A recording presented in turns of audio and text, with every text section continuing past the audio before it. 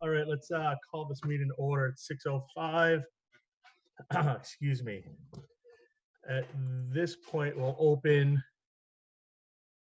the meeting to any citizens' comments.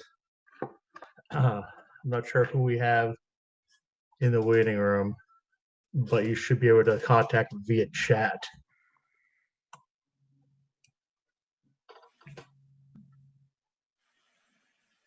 Just give it a minute, see if anyone actually wants to pop in.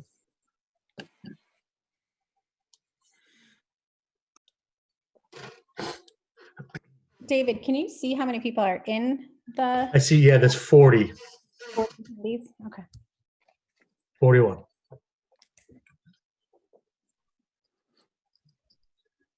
All right, I don't see anything popping up at the moment, but I will keep, oh, here we go. So from Anastasia, I would like to say thank you to all of you for your tireless work to sort out very challenging circumstances. See if you take us at the end of the night. Thank you, Hannah. That's very nice of you. All right, so I'll leave that chat bar open so, and see if anything pops up. Let's give it another quick second in case anyone wants to pop in.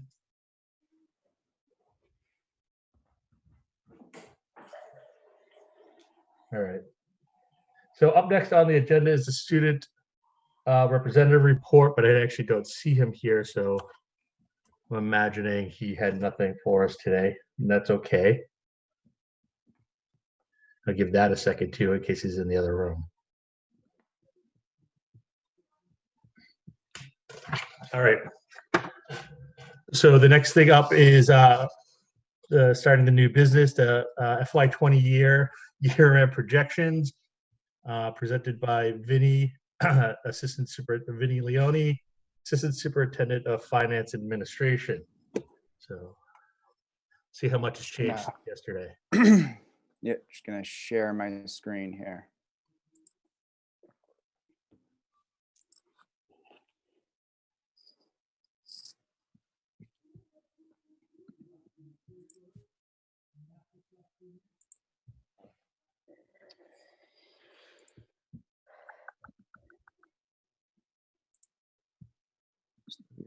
Yes. All right, well, thank you guys for joining us tonight. We are going to review our FY20 year-end expense forecast as of March 31st, 2020. So as a lot of you already recall, we did not start off this year very well financially. From day one, right out of the gate, we were anticipating a deficit of nearly $630,000. On July 18th, 2019, the prior administration provided us with this forecast, projecting the deficit about $638,000. Some of the primary drivers behind that forecast at the time was an additional $500,000 in out-of-district tuitions that were unbudgeted for. In addition to that, there was a need for a 7th kindergarten classroom and a 3rd preschool classroom, and those two items combined caused for an increase of approximately 4 employees. In addition, there was a projected savings of approximately $61,000 in student transportation and a projected deficit of approximately $54,000 in health insurance costs, and this was mainly due to the new employees relating to the kindergarten and preschool classrooms. So then on October 16th, Julie and I gave you our first forecast to the school committee, projecting our deficit at the time to be more in the $300,000 vicinity, cutting that deficit nearly in half, as you can see here. So mainly we were able to reduce the deficit through 3 major categories. The first one being out-of-district tuition deficit was reduced from $500,000 to $433,000, approximately a $70,000 reduction. This was due to the hard work of the Student Services Department, maintaining some students in district instead of sending them out. However, on the flip side, associated with out-of-district students is transporting them to and from school. This shot up dramatically from FY19 budget to FY20 actuals.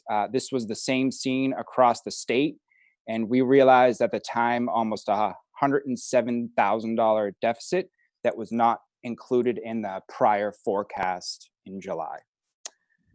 But to offset all these additional expenses, Julie deployed a hiring practice across the district. During the months of August and September, the district experienced a large amount of staff turnover. Our practice involved outgoing senior staff who were at the top of the salary scale. We replaced them with much younger staff and saved upwards of $30,000 in each instance.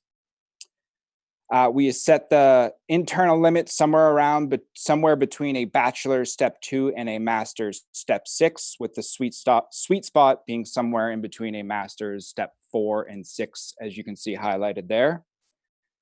Over the summer, we had nearly 50 professional staff either resign or be reassigned, and an additional 11 central office and administrative positions turnover, which mainly accounted for the $230,000 savings.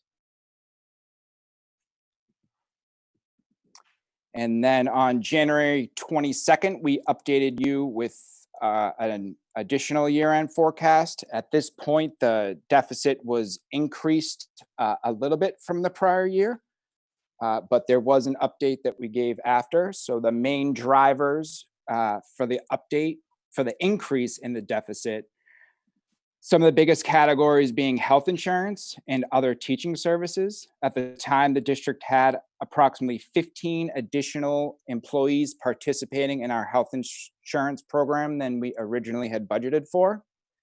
Our other teaching services also saw an increase of 2 additional TAs and an increase in FTE to one of our part-time SLP positions. In addition, our special ed contracted services and home services increased dramatically. Some of these additional expenses were deferred by a decrease in our projected out-of-district tuition deficit. And we also pushed off the rehiring of a third IT technician after a retirement of one IT technician and an internal promotion of another. And I just personally want to thank the IT department for stepping up not only earlier in the year, but during the remote learning projects that are going on right now. They really stepped up and are handling a lot more internally. So with that said, the district leadership team and all the administration and principals all met together in the second quarter. And we kind of all came in as a group and went through our entire budget line by line and tried to pick apart savings anywhere we could and really curtailed spending pretty much in every area in every department we could. And that practice resulted in nearly a $200,000 curtailment spending, but this is certainly not sustainable over a long period of time.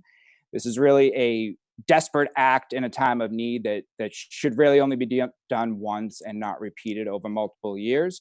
But through their hard work and kind of stopping the line and coming up with creative ways to be innovative and find different ways to teach, they were able to curtail $200,000 in spending, which ultimately resulted in our forecasts for January coming in at roughly a $233,000 deficit, as you can see here. And at that time, we also asked you to approve 2 budget transfers, moving expenses from one category to the other, and you approved those motions on the school committee meeting following the forecast. So throughout the next 3 months following our January forecast and before COVID-19 happened, we had an additional group of categories that we saw savings from. As you can see here, it was about an additional $256,000 in savings. And this was again through the hard work of the Student Services Department. So we had 2 positions resign in, I believe, January and February, and we did not rehire those 2 positions. So we saw an ultimate savings. The Services Director took up a lot of the responsibilities of the out-of-district chair, and a lot of the technology department helped out where the assistive technology coordinators worked through. So both those 2 positions resigned before COVID-19, and the plan was to not rehire them, saving the money to cover the deficit. In addition to that, we also saw savings in health insurance. So during the months of January, February, and March, we had 2 employees leave our health insurance program and sign on to their spouses. And in addition, sadly, we had 1 retiree pass away, resulting in the savings you see here. In addition to that, again, we had an out-of-district placement not go out of district, ultimately lowering our out-of-district tuition deficit. So all these 4 things happened prior to COVID-19, and then obviously COVID-19 happened and ultimately resulted in additional savings for the district. So I'm just going to highlight a few of the main categories here. The biggest one is substitutes and supplies and materials. So substitutes, since students are not in the classroom, if a teacher is out sick, we do not need to deploy a substitute to that classroom. So our run rate during the year was nearly $3,000 per week in substitutes. So from March 13th and forward, we are no longer utilizing the substitute pool, which resulted in ultimately a $72,000 savings. In addition to that, since the students aren't present in the classroom, a lot of the supplies and materials that we would have originally ordered in the last 4th quarter to get us through the year were not actually placed. And throughout the 5 schools and the IT department, I'm projecting a positive balance of approximately $85,000. In addition to that, the next biggest group is probably our athletics department. This relates mostly to the spring sports. Later on in the school committee meeting, we're going to talk a little bit more in depth about athletics and the spring user fees, but this is mainly due to, again, the spring season not running. So a lot of the supplies and materials, the contracted services, the transportation to and from the games that we had budgeted for simply are not happening. So ultimately, the district pays about 60% of all these expenses. Since they won't be happening, we're going to ultimately see a savings of approximately $50,000. One of the next biggest items is general ed transportation. So this number might increase, but this is kind of the lower number. So right now we're not receiving the services, but we do have a signed contract and an agreement with the transportation company. So the payments are still due, but we have negotiated a reduction to their fee. We met with DESE, I believe, about 2 or 3 weeks following COVID-19, and they had advised us to come in as a group to negotiate with Salter, our transportation company. So us, along with Ipswich, Manchester, Essex, I think it's Pentucket, Amesbury, and Saugus all came together and renegotiated our contract, ultimately saving us at least $21,000, if not more. So some of these things are offset by expenses because of COVID-19. So the biggest one, as you can see here, is the cafeteria. So when we sell a meal, the cost of the meal is divided up into 2 major categories. Obviously, the cost of the food and the cost of the salaries to deliver the food. So since we're not selling the meals anymore, but we're still paying the cafeteria workers, all those expenses ultimately end up on the general fund. So prior to this, in our budget, we have a line item for approximately $35,000 that we use to normally cover a cafeteria deficit. We're projecting that they will end the year approximately $130,000 in the negative. So the $95,000 here is offset by the $35,000 line item that we already Just one big other thing to point out is the high school, middle school librarian resigned, and we will not be rehiring them. And that is also in addition to the middle school reading specialist position also resigned, that we will not be rehiring for this year. We will next year, but it ultimately saves us money this year. So prior to COVID-19, we experienced about a $250,000 savings that would have been approximately enough to cover the deficit. This kind of pushed us over the top and at least gave us a little bit of cushion for what I'm about to show you in a minute. So this is what the forecast technically looks like now in the DESI category.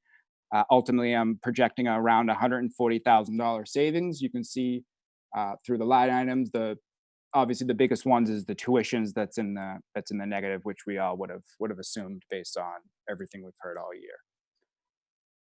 So with this being said, though, it isn't over. There is still definitely 2 months left of school. A lot of things can happen, and there's still 4 categories I consider that are big things still in motion.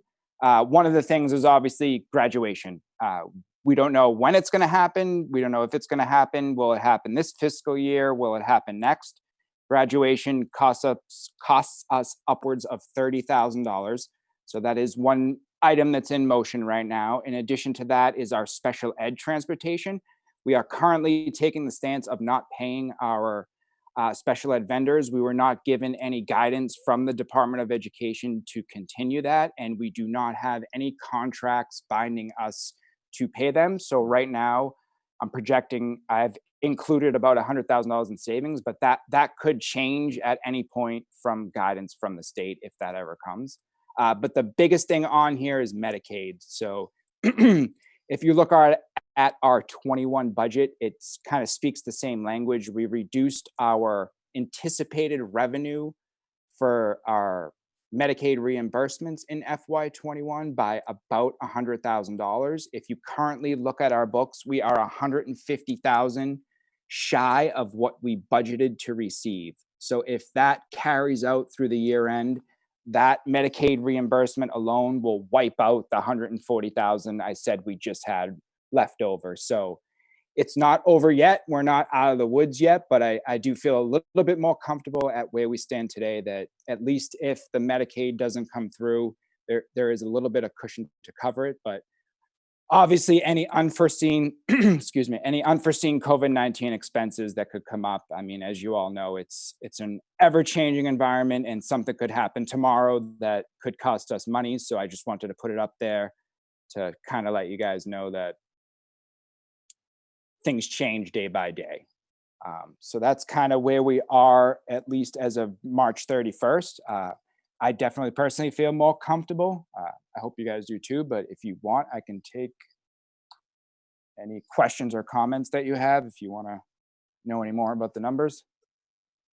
What do you see yesterday's, how do I want to ask this? Do you see any sort of red flags that came out of yesterday's conversation about these numbers now changing with Brad and Bruce? No, I feel like they gave us confidence that there wouldn't be any cuts to FY20. So based on what they said and what we've been hearing from the state, I feel comfortable that won't affect us this year. But again, I would kind of lump that in with any unforeseen COVID-19 issues if all of a sudden there was 9 C cuts that we don't see coming. But from what they said, I don't believe so. The other thing, and I know we might have to be wary on how we speak about this, but there seemed to be quite significant resignations after this all hit. Do any sort of exit interview and figure out what's going on? And if it is that something that we should be worried about long term? I would have to reach out to our HR department to see about the exit interviews. I did not hold the exit interview myself, so I'm not sure exactly if it was related to a COVID-19 incident or if it was something else. I would say they're unrelated. Okay. These resignations happened prior to the school closure and for a variety of personal and professional reasons. Yeah, okay, that's fine. And then my last question that I have is just regarding the Medicaid, the difference in the Medicaid. do we know, is that for multiple reasons, or is there some, I know at one point there was, sort of, I know they changed the billing at one point, was it something that had to do with that, or, excuse me, because that's a pretty significant drop from what we were expecting. Yeah, it really had to do with multiple things. It was they changed the billing. The federal government is giving less in reimbursement, and we had some contract issues with providing some of the services, what could be claimed and what couldn't, and who signed off on them. Yeah, so this is something that districts across the Commonwealth experienced this year. We did try to work through it and tried to unpack the guidance with staff in order to increase the number of reimbursements being submitted. But ultimately, the guidance was unclear and in some ways conflicted with their licensure, the ethics boards within their independent licensures from outside of the work they do in the school district or their private practice in some ways. So the liability risk for the district to force them to do this type of reporting that felt unethical in some ways wasn't going to be worth the risk, I would say. So we are still anticipating some reimbursement for like administrative costs and some of the billable services, but frankly, COVID-19 has really changed even our service delivery. We're doing it in new and different ways, so it poses another challenge as well.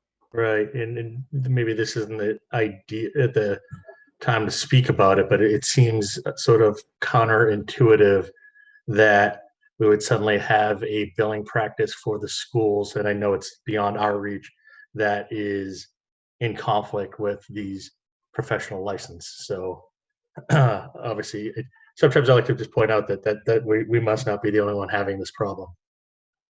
We absolutely are not. Many districts are not even planning or budgeting for any type of Medicaid reimbursement moving forward. Many are opting out.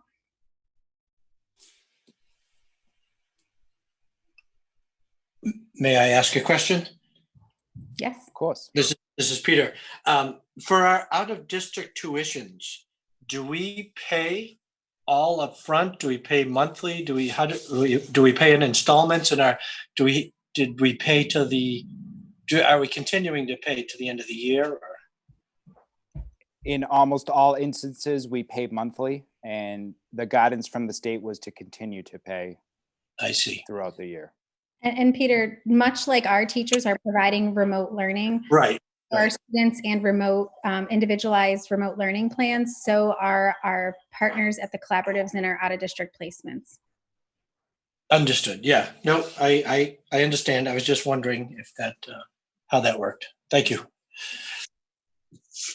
So, Vinny, I'm curious, with the unexpected COVID-19 expenses or any expenses that we have already incurred, are we eligible for state reimbursement for some of those things? So the eligibility, they'll ultimately determine that, but we have submitted applications, so it'll to be determined. And along those lines, Michelle, we did also apply, I should say, for extraordinary relief related to special education. And we fell short of I think it's 120, you have to be 120%. And we fell, I want to say it's like within $100,000 to $150,000 short of the threshold in order to qualify for that. But we did try.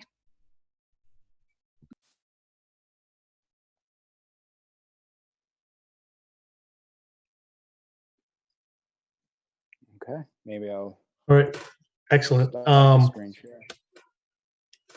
So thanks for that, Vinny. It was actually a little bit of light in these dark times. Speaking of dark times, up next, I'm going to talk about user fees regarding spring sports, preschool tuitions, and just other fees. So, Julie, do you want to lead this? So I do have a. Bless you. Sorry, I knew it was coming. So yeah, we put these items on the agenda for your consideration.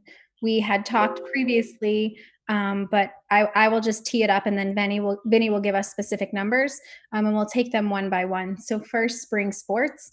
As you know, we did collect user fees from, I think, about 80 to 90 students who anticipated participating in the spring sports season, and then delayed collection of user fees until we knew whether or not we would or would not have a season.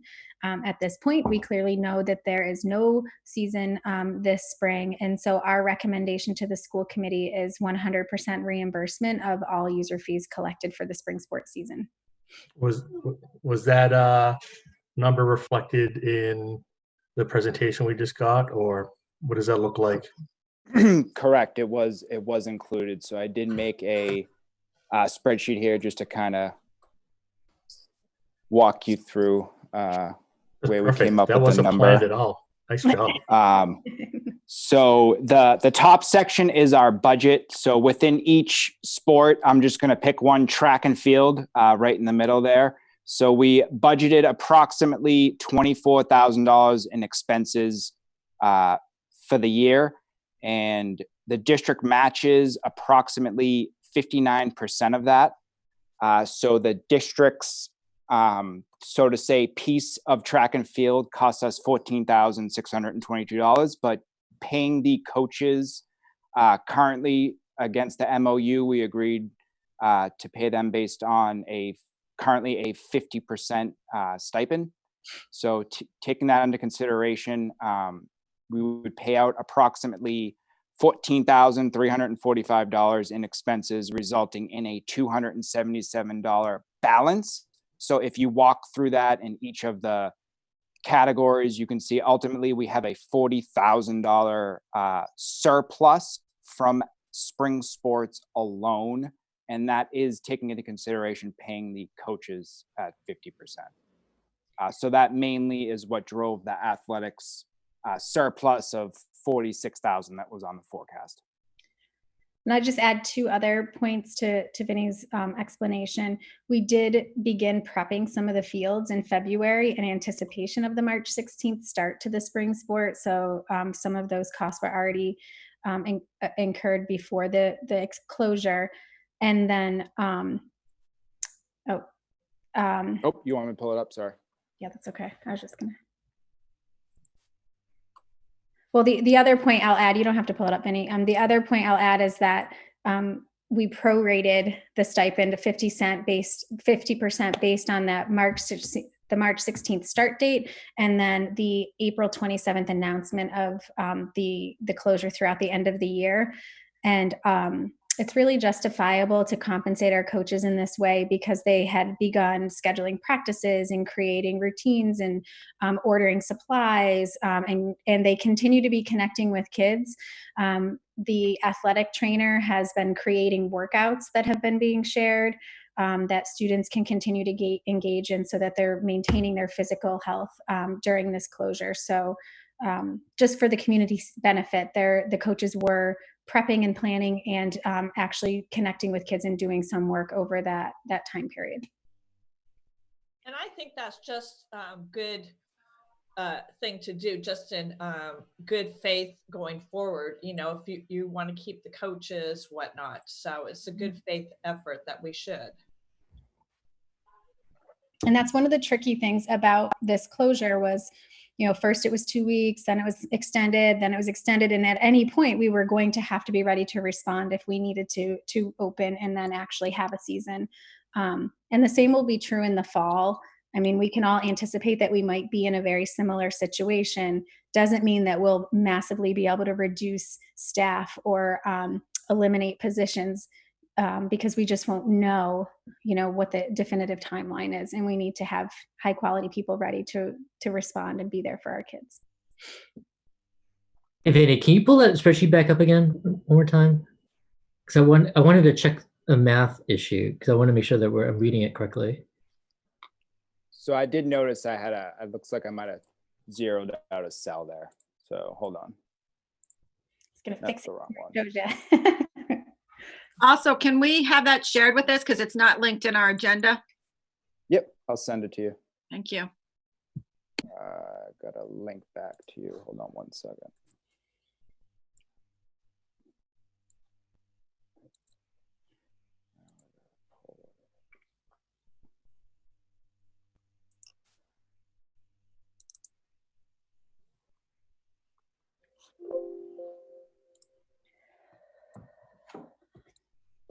Yep. Oh, it's not on the screen. Sorry. Hold on. Okay, so I'm looking at the actuals and projections, right? So your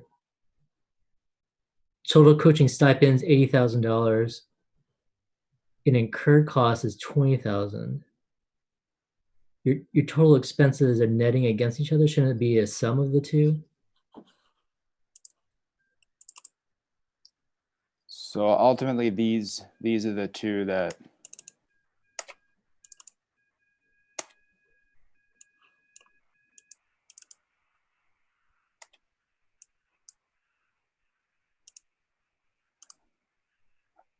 Well, I will. Yes, you are correct, but there's got to be some.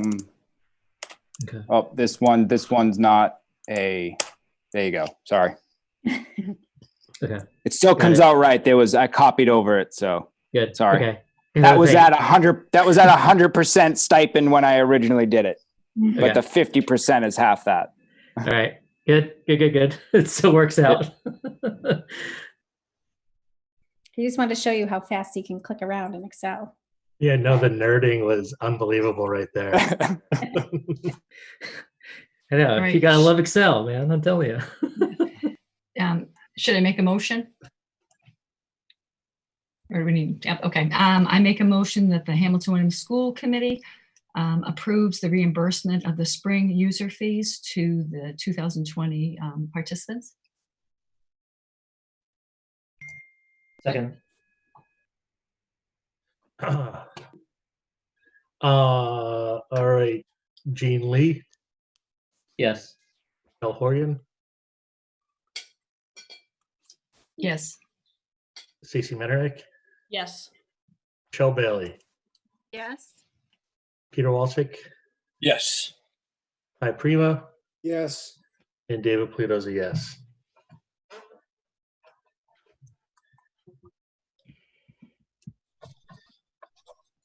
Okay, the next one up is preschool tuition.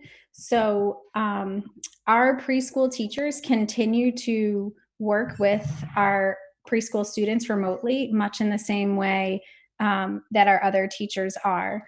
We have learned that many districts in our area have chosen to provide some sort of tuition reimbursement for preschool.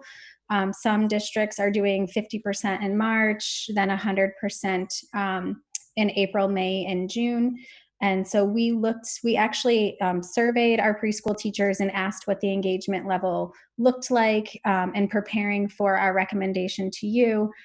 Vinny has created two models that he'll share with you, but our recommendation is 50% preschool reimbursement as of April 1st, 2020 to all of our tuitioned families.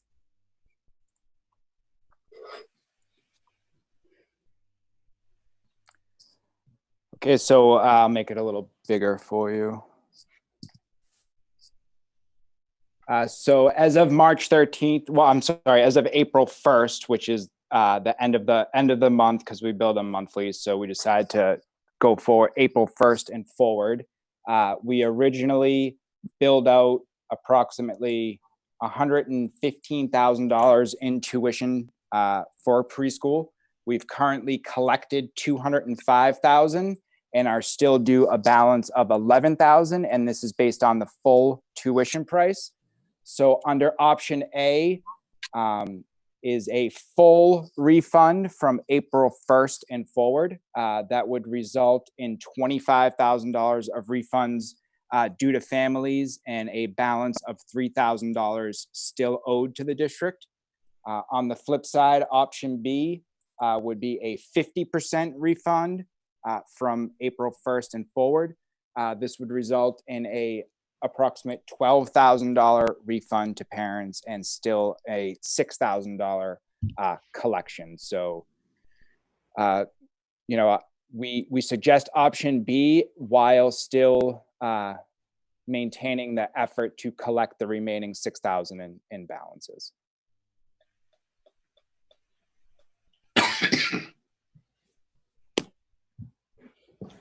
Just to give you a sense of the breakdown of the work that the pre-K teachers and TAs are doing to support students as you prepare to make this decision. They've been following the guidelines that have been provided, just like all of the other grade levels, K through 12. They also have been providing 3 points of contact per week, including 2 instructional Seesaw posts and videos and 1 classroom Zoom. And that was before our updated guidance and our new revisions that we'll be rolling out on Friday. In addition, they offer 1 hour per day of office hours and check-in through email. And they check their email throughout the day so that families have continual connection with them. They also update and share the weekly learning boards, just like we do in all of the other elementary grades, and share activities through classroom posts. And the therapists are providing activities on Seesaw. They have also been recording 2 to 3 videos per week, read aloud songs, poems, lively letters, instruction, and other instructional videos. And the majority of peers have been checking Seesaw on a regular basis. A handful have not, but most students do attend the weekly Zoom meetings. But again, it's not 100%.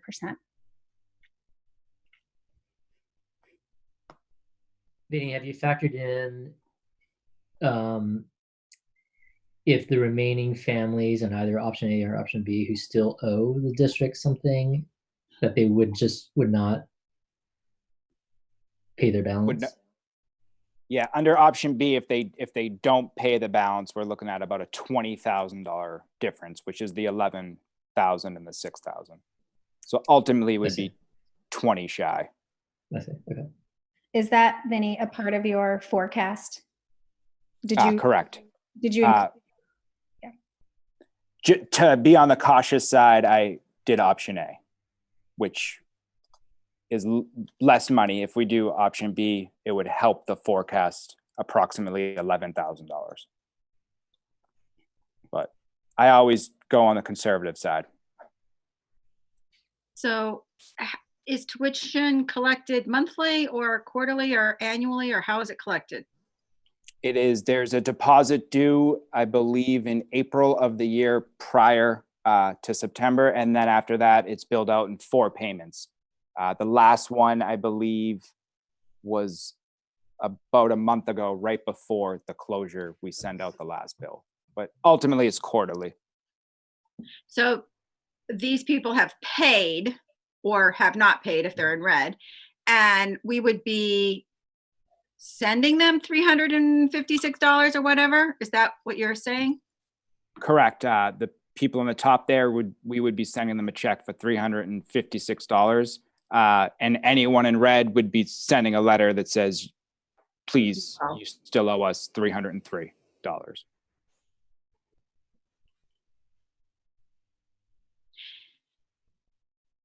And Julie, you said that you had talked to several local public schools like that who operate their preschool. Could you tell us who has decided to refund and who has not? So I don't have a comprehensive list, but as of April 14th, I just found an email from, because I was anticipating that question. Manchester Essex was still deciding. Tri-Town stopped payments as of April 1st and refunded. Linfield stopped payments and refunded back to the school closure date. Swampscott stopped payments as of April 1st and planned to credit or refund back to the closure date. Rockport did not collect an April payment, and they reduced the tuition to 50% in March and then did not collect moving forward. Ipswich stopped payments as of April 1st and refunded 50% for March. And Danvers was considering a 50% reduction in tuition through the rest of the year. I'm not sure what they finally decided. Yeah, they're meeting on Monday, so they haven't decided yet. So yeah, okay. I would recommend option B for several reasons. One being that our teachers are still working and our teaching assistants are also connecting through those classroom Zoom meetings. Also, if this becomes our reality in the fall, I think we need to be cautious of the precedent that we're setting, because we're going to be making commitments to staffing to make sure that we are ready if we are able to come back in some sort of capacity, and we rely on those offsets. I think one of the things that's important to say is these are people who are choosing to send their children to this preschool.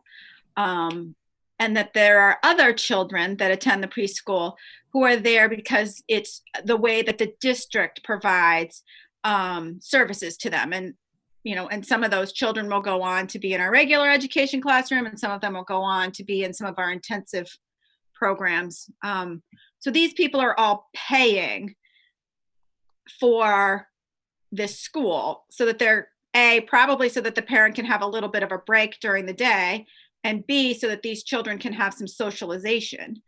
And they're not getting that. So I do support the idea that they would get a partial refund, especially where I'm seeing, it's maybe $350 to an individual family, or $400 to an individual family, depending upon, or $800 even to an individual family, depending on how many days it was that they were attending. So if I was a parent, I would be burned. I'm really upset that I was paying for this, and I'm at home with my preschooler. Well, I think you have to think of it in the same way we think about K through 12. People pay school taxes with an expectation that children are going to go to school for 180 days in the school year, and we're in a health crisis. We're not able to do that, but we are providing remote learning. But we're not providing what preschool also provides, which is child care, so that you can run the errands more quickly and efficiently. We're not providing that part of it. Maybe I'm not understanding, but if the preschool teachers are providing remote learning, isn't that the same thing that other teachers are providing too? Yes, that's my point. Yeah, and are getting salaries? Yes.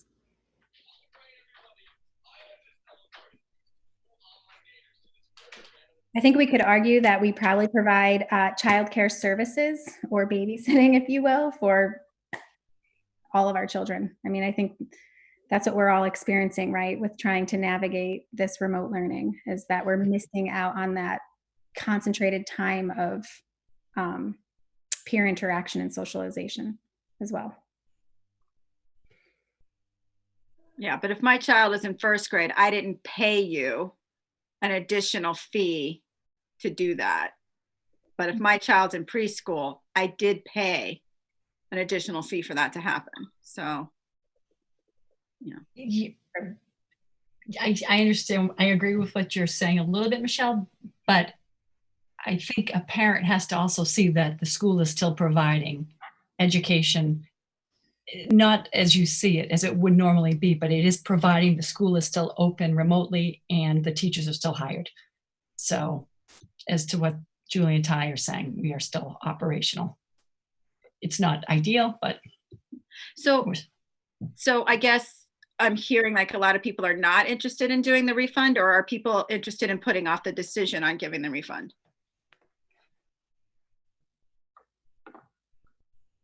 I have no problem with giving a refund, option B. But that, are we discussing option A or option B, or, right, that correct? Yeah, we have both. Well, we have three options in front of us: A, B, or no refund at all. Yeah, I would go with option B. I would go with option B too. So I think someone should make a motion, and then you can. Okay. All right. I make a is there still? Oh. Yeah, sorry, Michelle. Can we just clarify what the options are? A is full refund? Correct, a full refund April 1st and forward. B is a 50% refund April 1st and forward, or none of the above. No refund. Okay. And did someone say that the payments are quarterly? Correct. Okay. Okay, you ready? Thank you. Yes, please. Okay, I make a motion that the Hamilton Women's School Committee reimburse 50% of preschool tuitions option B as of April 1st, 2020, and moving forward to all tuitioned families. Second. All right. So Vinny, there's some people who have not paid yet, even after their 50% refund. So if they choose not to pay, we'll have a little bit of a deficit there. Will we allow those people to re-enroll in our preschool next year? Not if they didn't pay not if they didn't pay this year. Okay. But we can't stop them from enrolling in kindergarten if they're of age. Oh, absolutely, right. If they're a Obviously. 5-year-old and they were going to kindergarten, of course they would come to kindergarten. Yeah, of course. Yep, but not in our preschool program. Thank you. So I can't imagine this is the first time this has ever happened. This is the first time it's ever sort of been presented in front of us at the beginning of May. So any further discussion? I don't want to beat a dead horse, but I'm thinking back to when my son was in preschool and the school was closed for a week for various reasons. And I know obviously it's longer than a week, but I don't think there was ever an option not to pay for the week. Mhm. That's definitely true. Or if you go on vacation, you still have to pay. Right. Right. And obviously it's different. Today is different than any time in the past, right? But I don't know. Well, under normal circumstances now, when there's school vacation, the families are still paying, right? So For it still preschool? operates the same. Yeah. It still operates similarly, right? It's just extraordinary circumstances that everything's pretty much shut down. So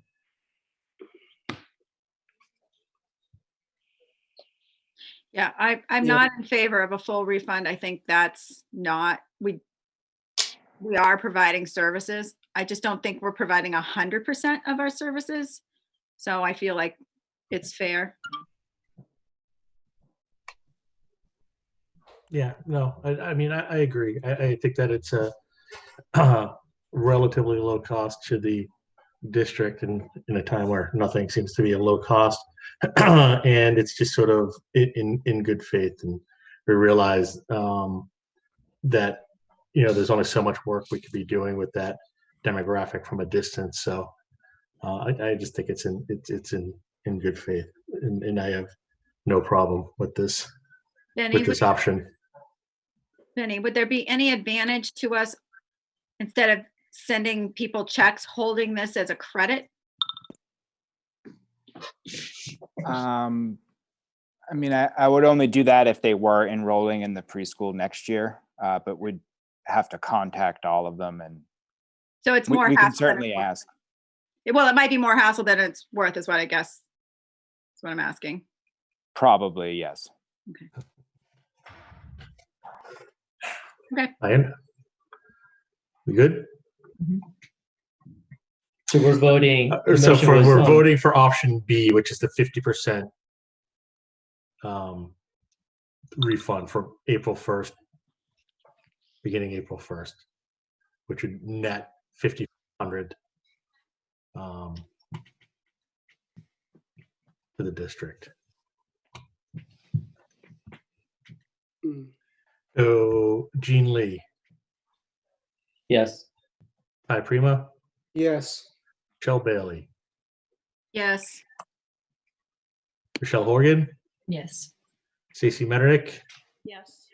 Peter Walczyk, Yes. and David Polito's a yes.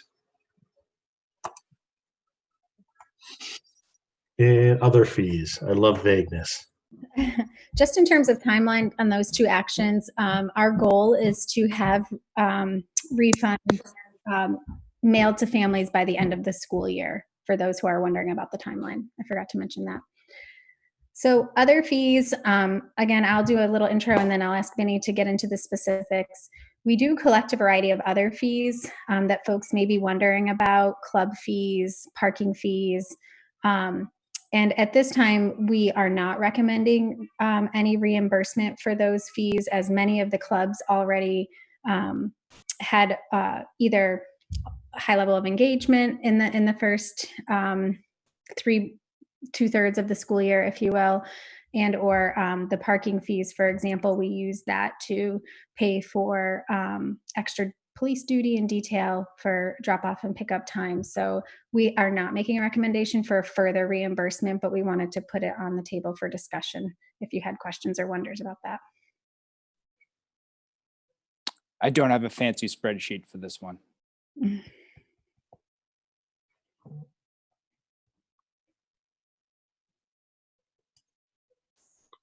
Anything?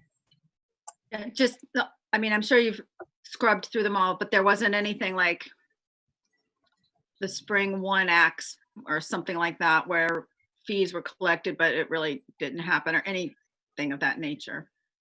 But that was the only one I could think of that only would happen in the spring. I think they're actually planning, I believe, I think we just talked about this the other day. I think they are planning some sort of remote activity. Some of the clubs have continued to connect remotely. Yeah. I believe that Principal Hovey did say that they are planning on a virtual one act. I mean, the parking fee is like $200, but let's face it, you parked there plenty. And hey, you want to go park your car there now? Park your car and sit outside and use the internet. Go right ahead, right? I mean, or maybe not. Maybe you don't want to park outside for use the internet, but.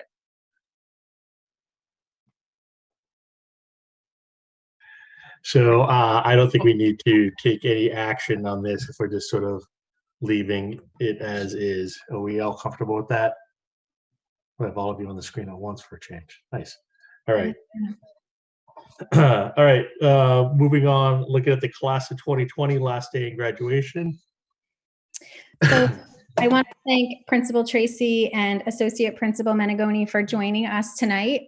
I have linked in the agenda a memo that was prepared for you all, or prepared for me, and I shared with you by our principal. I really will just turn it over to them. We've received lots of ideas and suggestions from folks about different ways to honor and celebrate our students, not just our seniors. Of course, we're all thinking a lot about them and some of the milestones and traditions they're missing out on, but about all of our kind of end of year celebrations. And we've begun those conversations. Each phase level, if you will, elementary, middle, and high school, is coming up with some ideas about ways that we can, still celebrate the students' efforts and progress through the year. And I'll turn it over to Eric and Brian to fill us in on what we're thinking about for class of 2020 and graduation. Thank you, Dr. Kuchenberger. As outlined in the memo to Dr. Kuchenberger, we have worked with our senior class officers and senior class advisors to initially start to get some ideas of and some feedback of what the kids thought about and thought they might want for their end of year events. The one thing that came out loud and clear was they were adamant they did not want to drive up graduation or any type of a graduation that was virtual. Initially, they meaning the class officers, suggested that everything be delayed by a few weeks, and then a month, and then 2 months, and then maybe further out. So we said, well, let's put together a survey and survey the class as a whole. And we also at the same time took the opportunity to send a similar survey to our parents. And once all was said and done, 97% of everybody, it says 98 on my memo, but a few people chimed in after the fact. 97% of the people surveyed, both senior class students and the parents that also took part in the survey, felt that they would be much happier with the delay. They were okay with delaying. So we figured we'd try it in multiple phases based on time of the year, with July, late July being one, partway through August being the second one, because after that point, kids will go off to various colleges, those that do leave for college. So we want to include everybody, and like it says in my memo, we really want to make sure that it's sensible, accessible, feasible, and that everybody's included.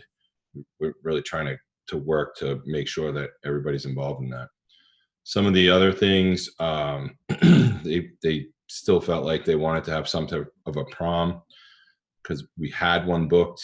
We had to cancel that booking, and we actually had to pass on the deposit to the next class, to the junior class. So they'll have their prom in our place, in the senior class's place next year.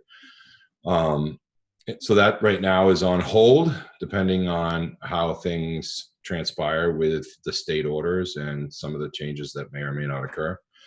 The final thing we talked about, because I kept saying to them, each one of these things that we want to do is a gamble. It's a huge gamble because we have no idea how things will change or grow with this COVID-19 response, whether it be at the state level or how schools are open or how groups can come together. And they were very clear, they understood that. And we talked about if worse came to worse and we really didn't get ourselves all together, that we would do something this Saturday during Thanksgiving recess, that 4-day break that we have. We could do some type of a graduation ceremony, more than likely in the gym, and then follow that up with some type of a dance or fun activity for the kids, so that they can kind of have their last hurrah. And everybody that has been on our calls has been in agreement with that. We've got some other ideas like car parades and reverse parades, where kids would be standing spread out along 1A, and parents would drive through the kids as they all had their caps and gowns on. We have already put out, courtesy of the high school, middle school friends group, we've put out signs on all of the seniors' lawns, which was fun. They did that this weekend. I got the Gloucester Rockport route. But it was nice to see some of the kids and connect with them, and they were happy to see us, and a lot of good positive feedback from the signs. I'm working on a project with the Institute for Savings that I'm going to hold under my hat for right now, but we're going to do something special on graduation day that the Institute for Savings is helping us out with. And really, that's the point we're at. We're trying to kind of close out the year with kids, keep them involved, keep them attending their classes and getting their work done. They've been great. The kids have been really good at connecting and staying connected. We're still going to try to do our senior seminars, because we had booked one of our speakers on the 21st. We couldn't change that, so we kept them on the 21st and 22nd. So we'll have a number of activities and videos for them to chime in on. They'll have to do a certain number of activities over those 2 days, and then do a reflection on it. And then we'll close them out on the original date, the 28th, with all their classes. That'll be the last day for their work to be done and completed, for any assignments to be completed, for any financial obligations to be taken care of. And then we go from there. Can certainly entertain any questions if there are any. I just want to thank Eric, you and Brian for staying connected to these students, because it's a tough time for them. Mm-hmm. And such is lost. In 5 years, it won't hopefully matter or hurt as deeply as it does now. But I think the connection that you two are providing, and the other staff members, is really important to them, as well as the parents too. So thank you for what you're doing, and for presenting us with this plan to hopefully, make the best of a lousy situation. So thank you. Yeah, we're hoping to make the best of it. I think, kids deserve that, to be able to kind of come together one more time, and they're very willing to wait, which is, I think that's impressive. So, we've got a couple kids say, just send me my diploma in the mail, but we know they'll be there too when we have our ceremony. So we still have all the caps and gowns. The diplomas have been ordered, and we'll continue to move forward in hopes that we can celebrate together, whether it be with all the students, or students and a few members of families, or, maybe, I don't know if it's realistic, but maybe a full graduation at some point. And Brian, Eric, is it accurate to say that 100% of our seniors this year successfully passed the MCAS? Yes, they have. Yeah. The final one got through on Brian, April 27th. I think we got that. Yep. Yeah, just a couple days ago. So that's great. Have you guys heard about how the AP testing is going from home? Haven't heard a lot of feedback. There's a little bit of stress over it, but not a lot of feedback after the assessments. It's from what I know, it's all really writing prompts. The kids spent quite a bit of time preparing. I know that Yeah. they were working with their teachers pretty closely over the past week to get ready for them. Do you know, will there be a scholarship night at all? We are going to do a scholarship night. We're going to do that via video. I'm actually testing that process with the National Honor Society ceremony, which we are also working on.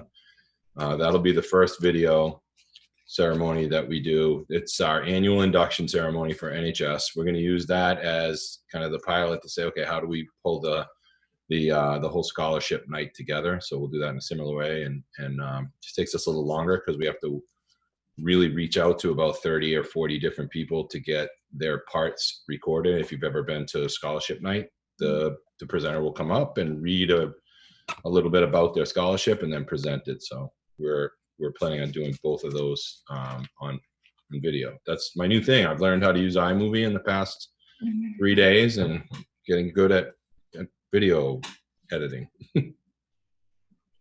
Awesome, thank you. Make sure you keep track of all those silver linings and put them on your wall. Oof. So do we need to formally, does the school committee, because graduation was on the calendar, do you need to take a formal vote to set a graduation date? Or can that be something that's just communicated through the high school principal? I don't know that it ever came from us, did it?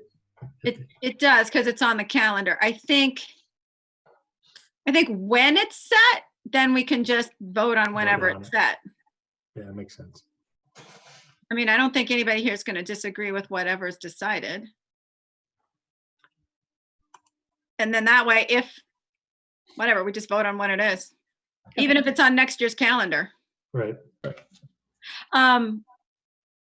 So if a student, and I don't know this, so if a student, say, going into the military or something like that, and they need to provide proof of graduating, does that come through a transcript or does it come through a diploma? Either or. Generally, the military will ask for a transcript that has a marking of graduation date on it. Yeah. So that's generally suffices for them.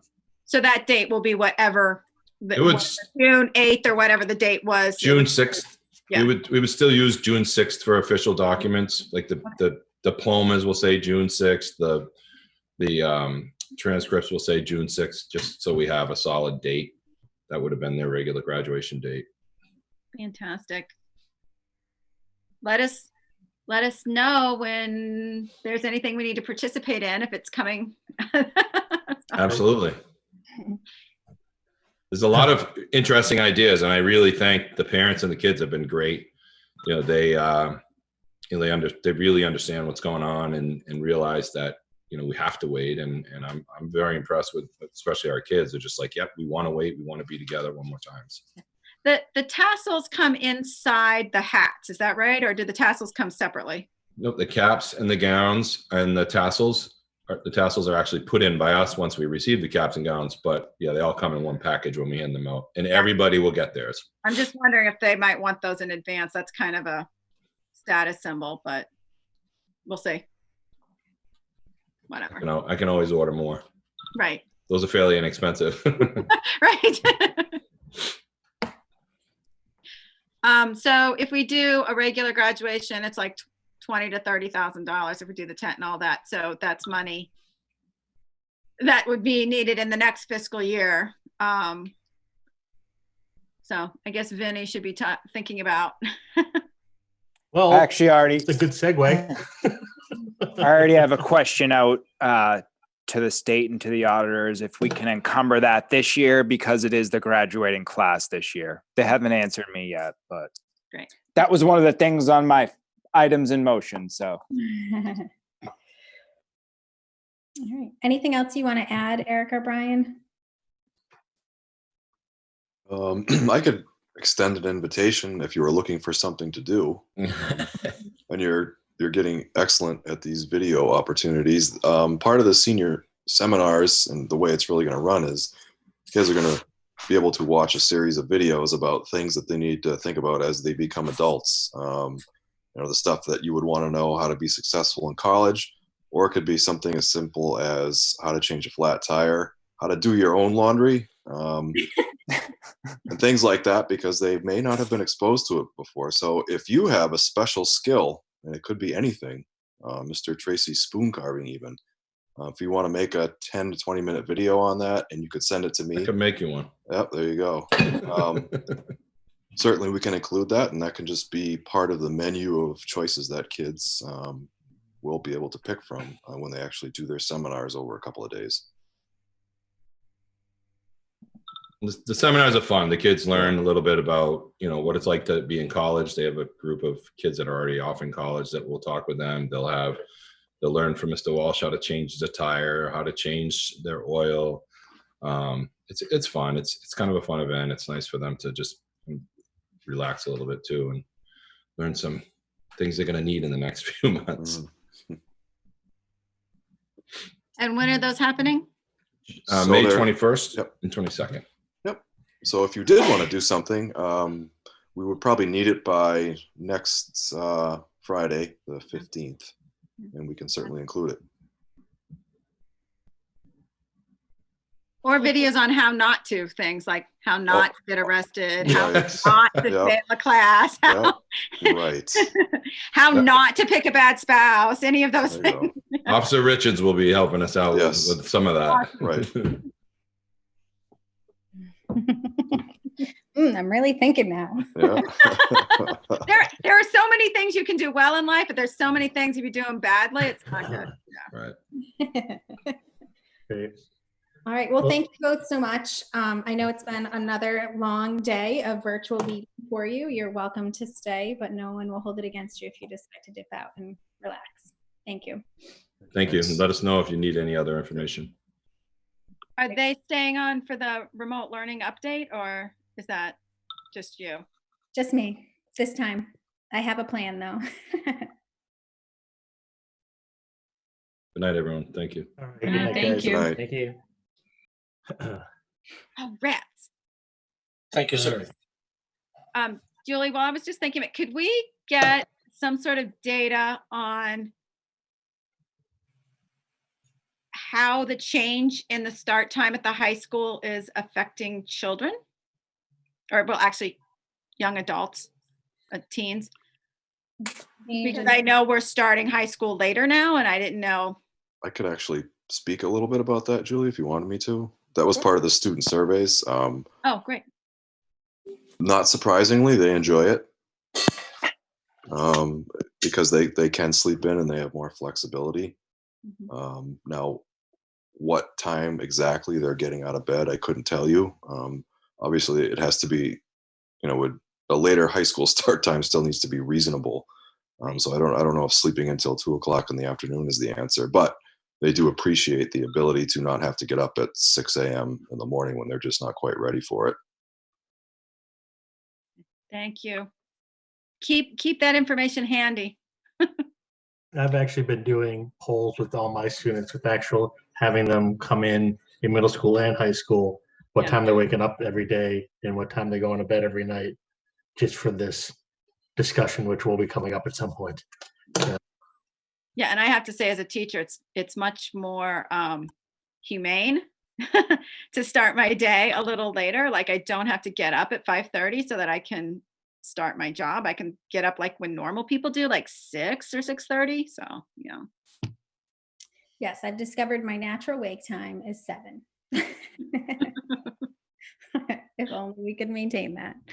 Maybe we will. Maybe that'll be a big positive that comes out of this. maybe, yeah. When you reflect on what are the things you will take away from this and continue on into the new life, then that might be it. Yep. Hey, Julie, one thing we didn't get, and I should have asked Eric is, did last meeting we talked about third quarter grading options. Did Yep. we ever get that information? Yes, we communicated it out to all families. So students, are you talking in terms of credit, no credit? Credit, no credit, or grading options? Because I know a lot of other school districts around here did grades around, but it was an option. So last meeting we asked if Eric was supposed to put some options together for us, and we didn't get that tonight. So we have landed with credit, no credit, or incompletes for Q4 for the high school and middle school. And that was communicated to all families in our last communication under our Hamilton Wenham remote grading policies.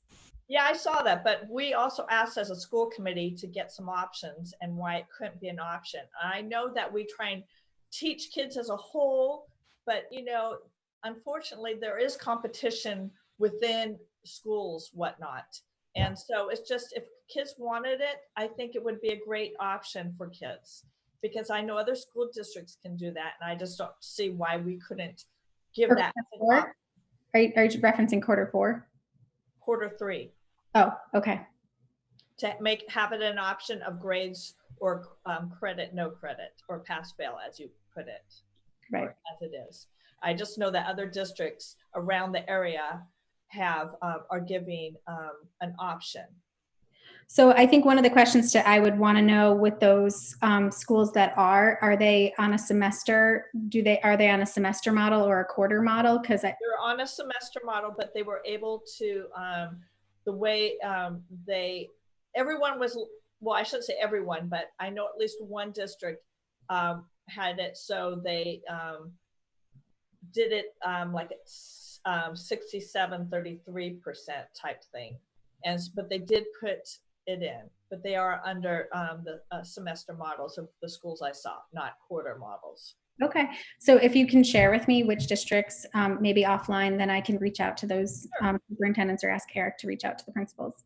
Okay. I mean, I'm at a middle school, so obviously it's different, and we are sort of quarter based, but not really. We're really year-long based, but we're going to be giving, and we do give an end of year grade, and our end of year grade is going to be the average of the first 3 quarters. And then if you don't get credit in the last quarter, you would be decreased by a letter grade. But our actual official report cards show your grade for each quarter. And I think one of the things that Eric or maybe Brian said at a meeting was that our transcripts only show semester grades. Mm-hmm. And I know Eric did also do like a random sampling where he plugged in various, scenarios for kids to see. And I think don't quote me on this, but it was like a very small incremental, like many decimal places over impact on a student's overall grade. But I will certainly connect with you, Stacy, and then talk with Eric more about it. Even just for the kids. I mean, I know that like for my kid, I don't care, whatever. It doesn't matter for him, but there are some kids who their self-identity is related to themselves being a straight A student or being on the honor roll or whatever it is. And that, third quarter was mostly done. Yeah, if we just could give it as an option, that would be great for, some of those kids, because I know I've had people reach out to me and just say their kids have worked really hard, and, some have reached out just to, Eric Tracy as well. Okay. Thank you. Absolutely.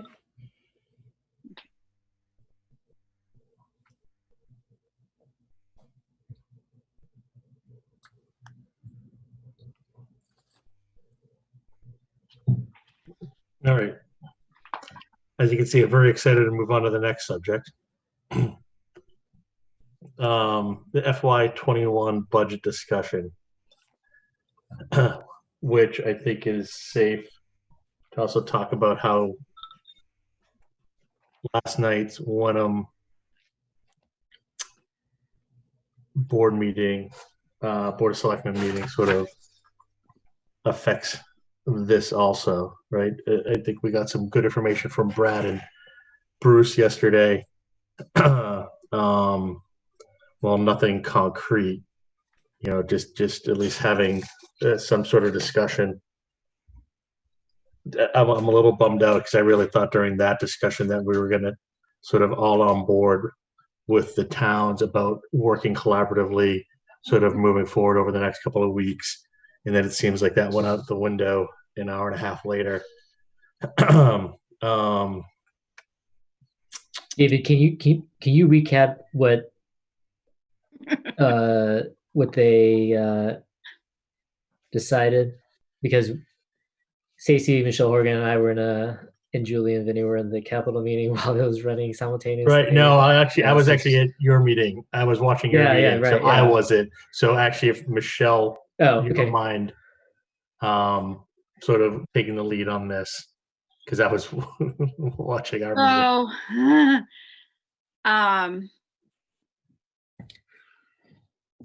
Well, so I would start with yesterday's meeting was a little frustrating that nearly all the Hamilton selectmen were there, nearly all the school committee members were there, but the two Wenham selectmen couldn't seem to figure out how to connect to the meeting. So that was a little frustrating. And they blamed us for that. I would say that's not our fault that they couldn't open an email. We have first graders all across the district who are capable of connecting to Zoom. So it was a little disappointing because at the end, I do think Hamilton was very interested in working with us and interested in having another meeting. So I don't think we got that commitment from Wenham because they weren't participating with us yesterday. But Catherine was. But Catherine was. There was somebody there. But last night, the Wenham Board of Selectmen, for a reason that's somewhat unclear, decided that they should unilaterally hold their elections on June 4th instead of on the date that had originally been planned. I think that since that time, they've maybe are going to reconsider. We'll see.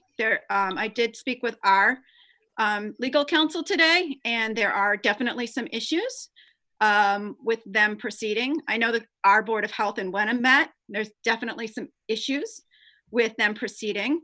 Part of their plan includes the use of the Bucher School, which I did not hear this from Julie, but I heard this from someone else, that Commissioner Riley has been quite clear that our school buildings are closed.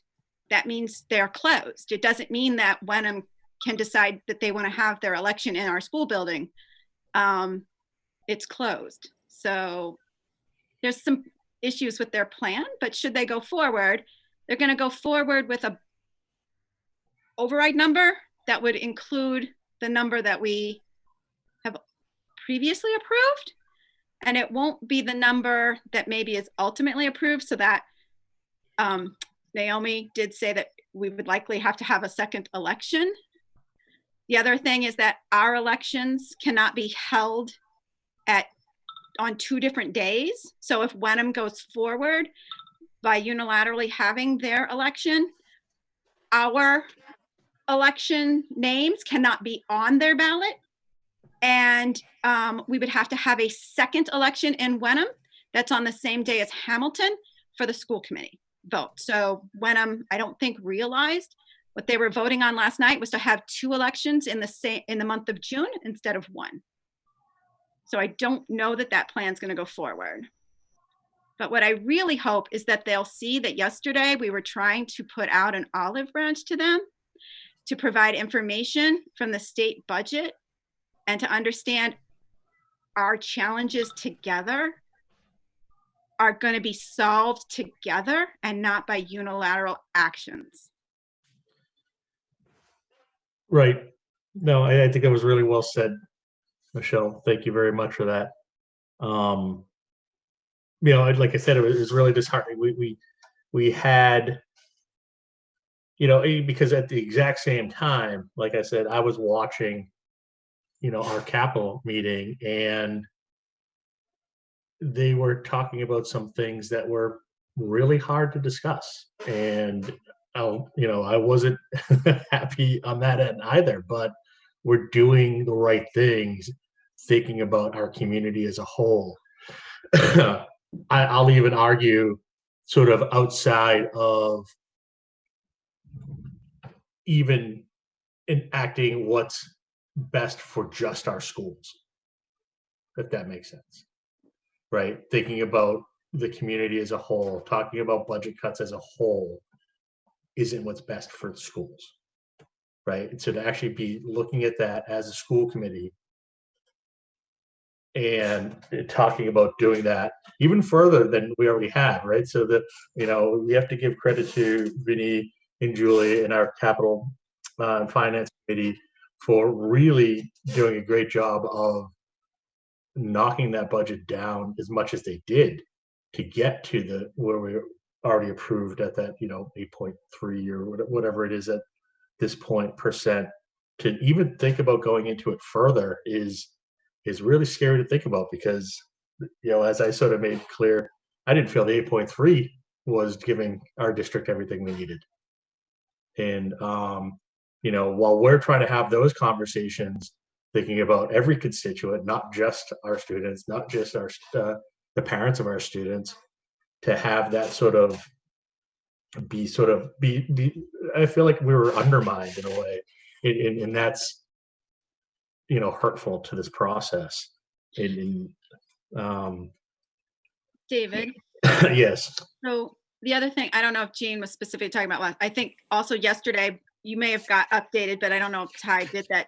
We did hear from Brad and Bruce that we should anticipate a 20% reduction in Chapter 70, which Julie and Vinny had heard before, but also possibly a 20% reduction in our regional transportation fund and a 20% reduction in reimbursement Circuit for breaker. circuit breaker.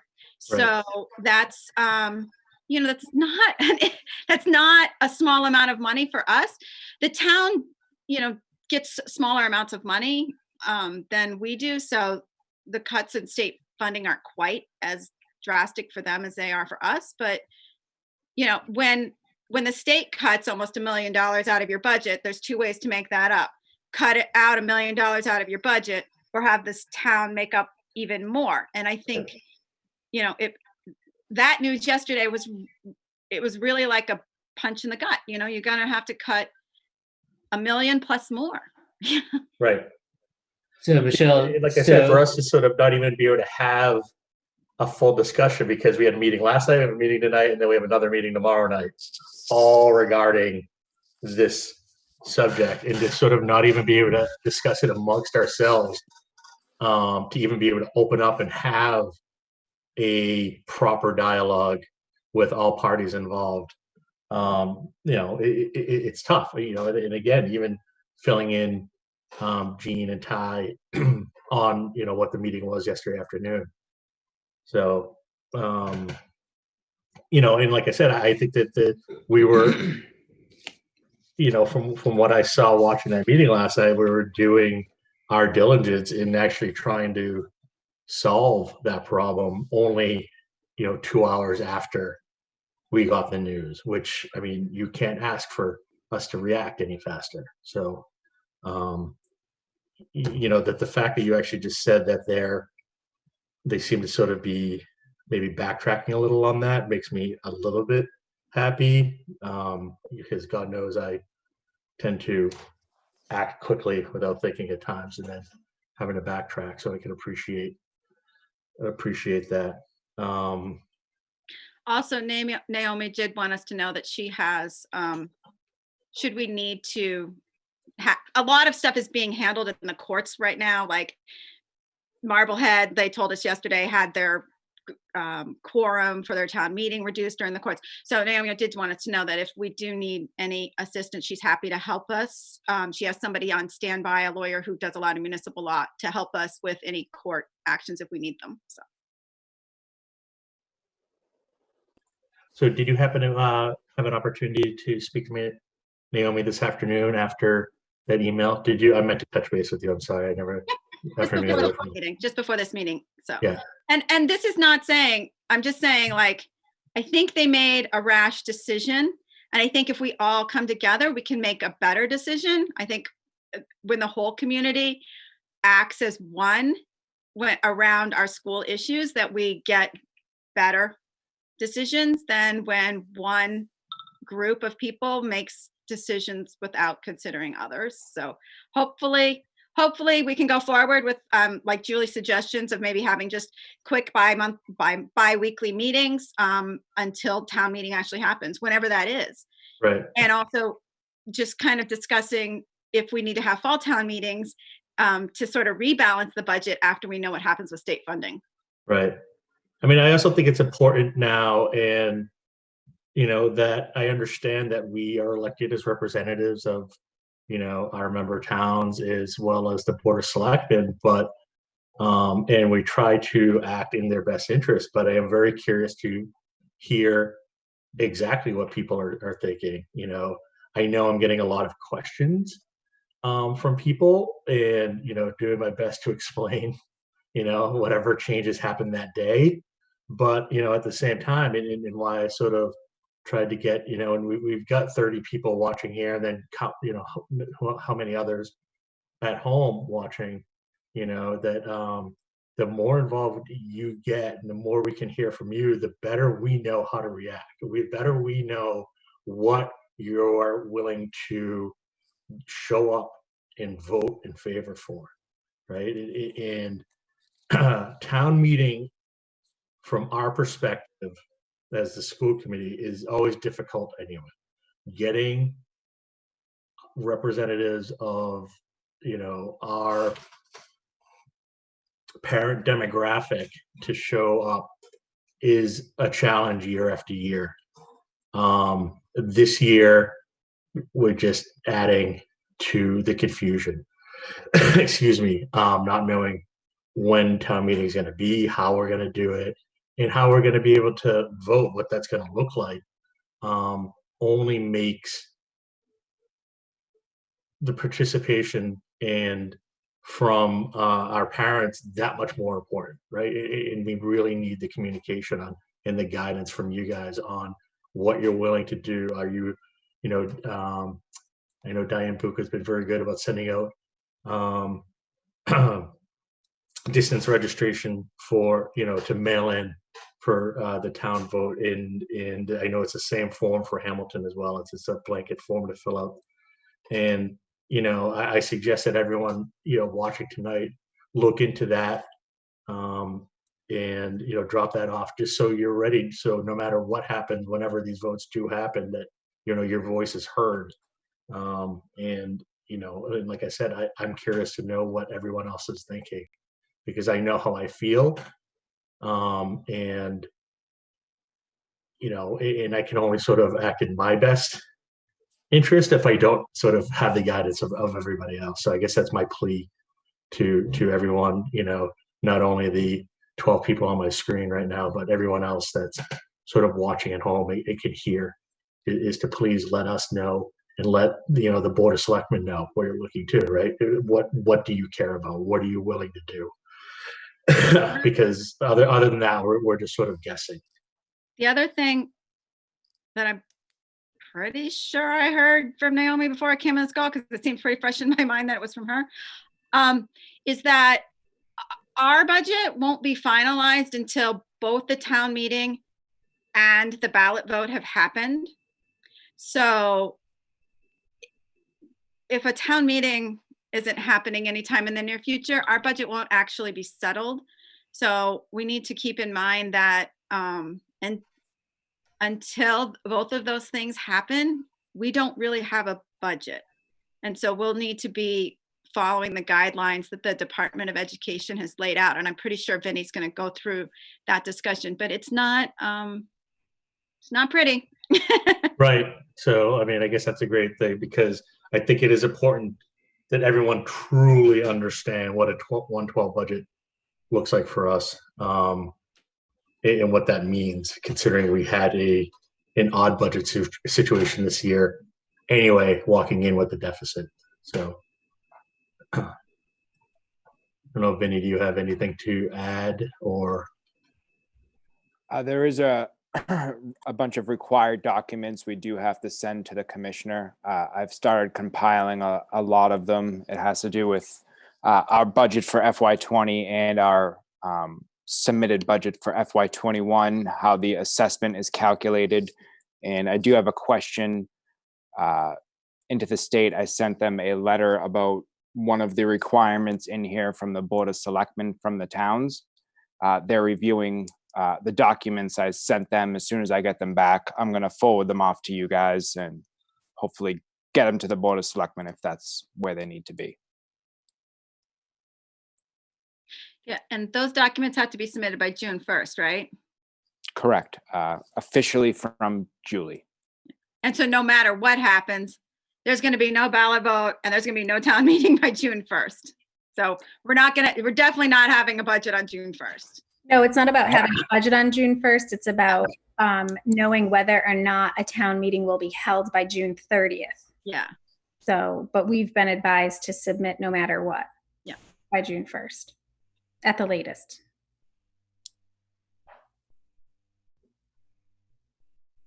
So regarding the FY21 budget, so for those of you who weren't at our meeting last night, the subcommittee's meeting, I just want to let you guys know that we gave guidance to Vinny and Julie to anticipate what would we need to do for FY21, right? So we've given the guidance to sort of anticipate, to provide recommendations to us for a 20% reduction in our budget, right? Which represents about $1.3 million.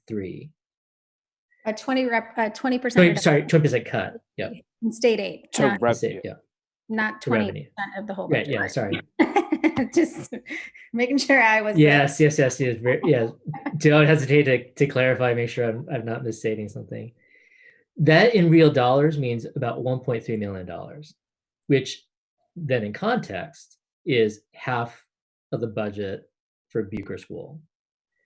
So it's not insignificant, right? But in light of what everybody else heard from the state legislators, I think it's what we need to prepare for. I won't necessarily say it's the most prudent thing to do, but it's what we need to prepare for. Mm-hmm. Just to anticipate what would happen.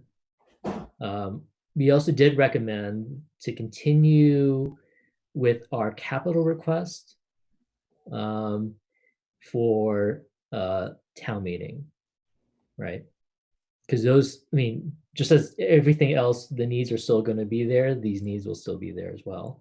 In terms of the impact of the operating budget, it's a $15,000 impact to the operating budget, right? 1.5. That was what Vinny had budgeted in as the debt service. So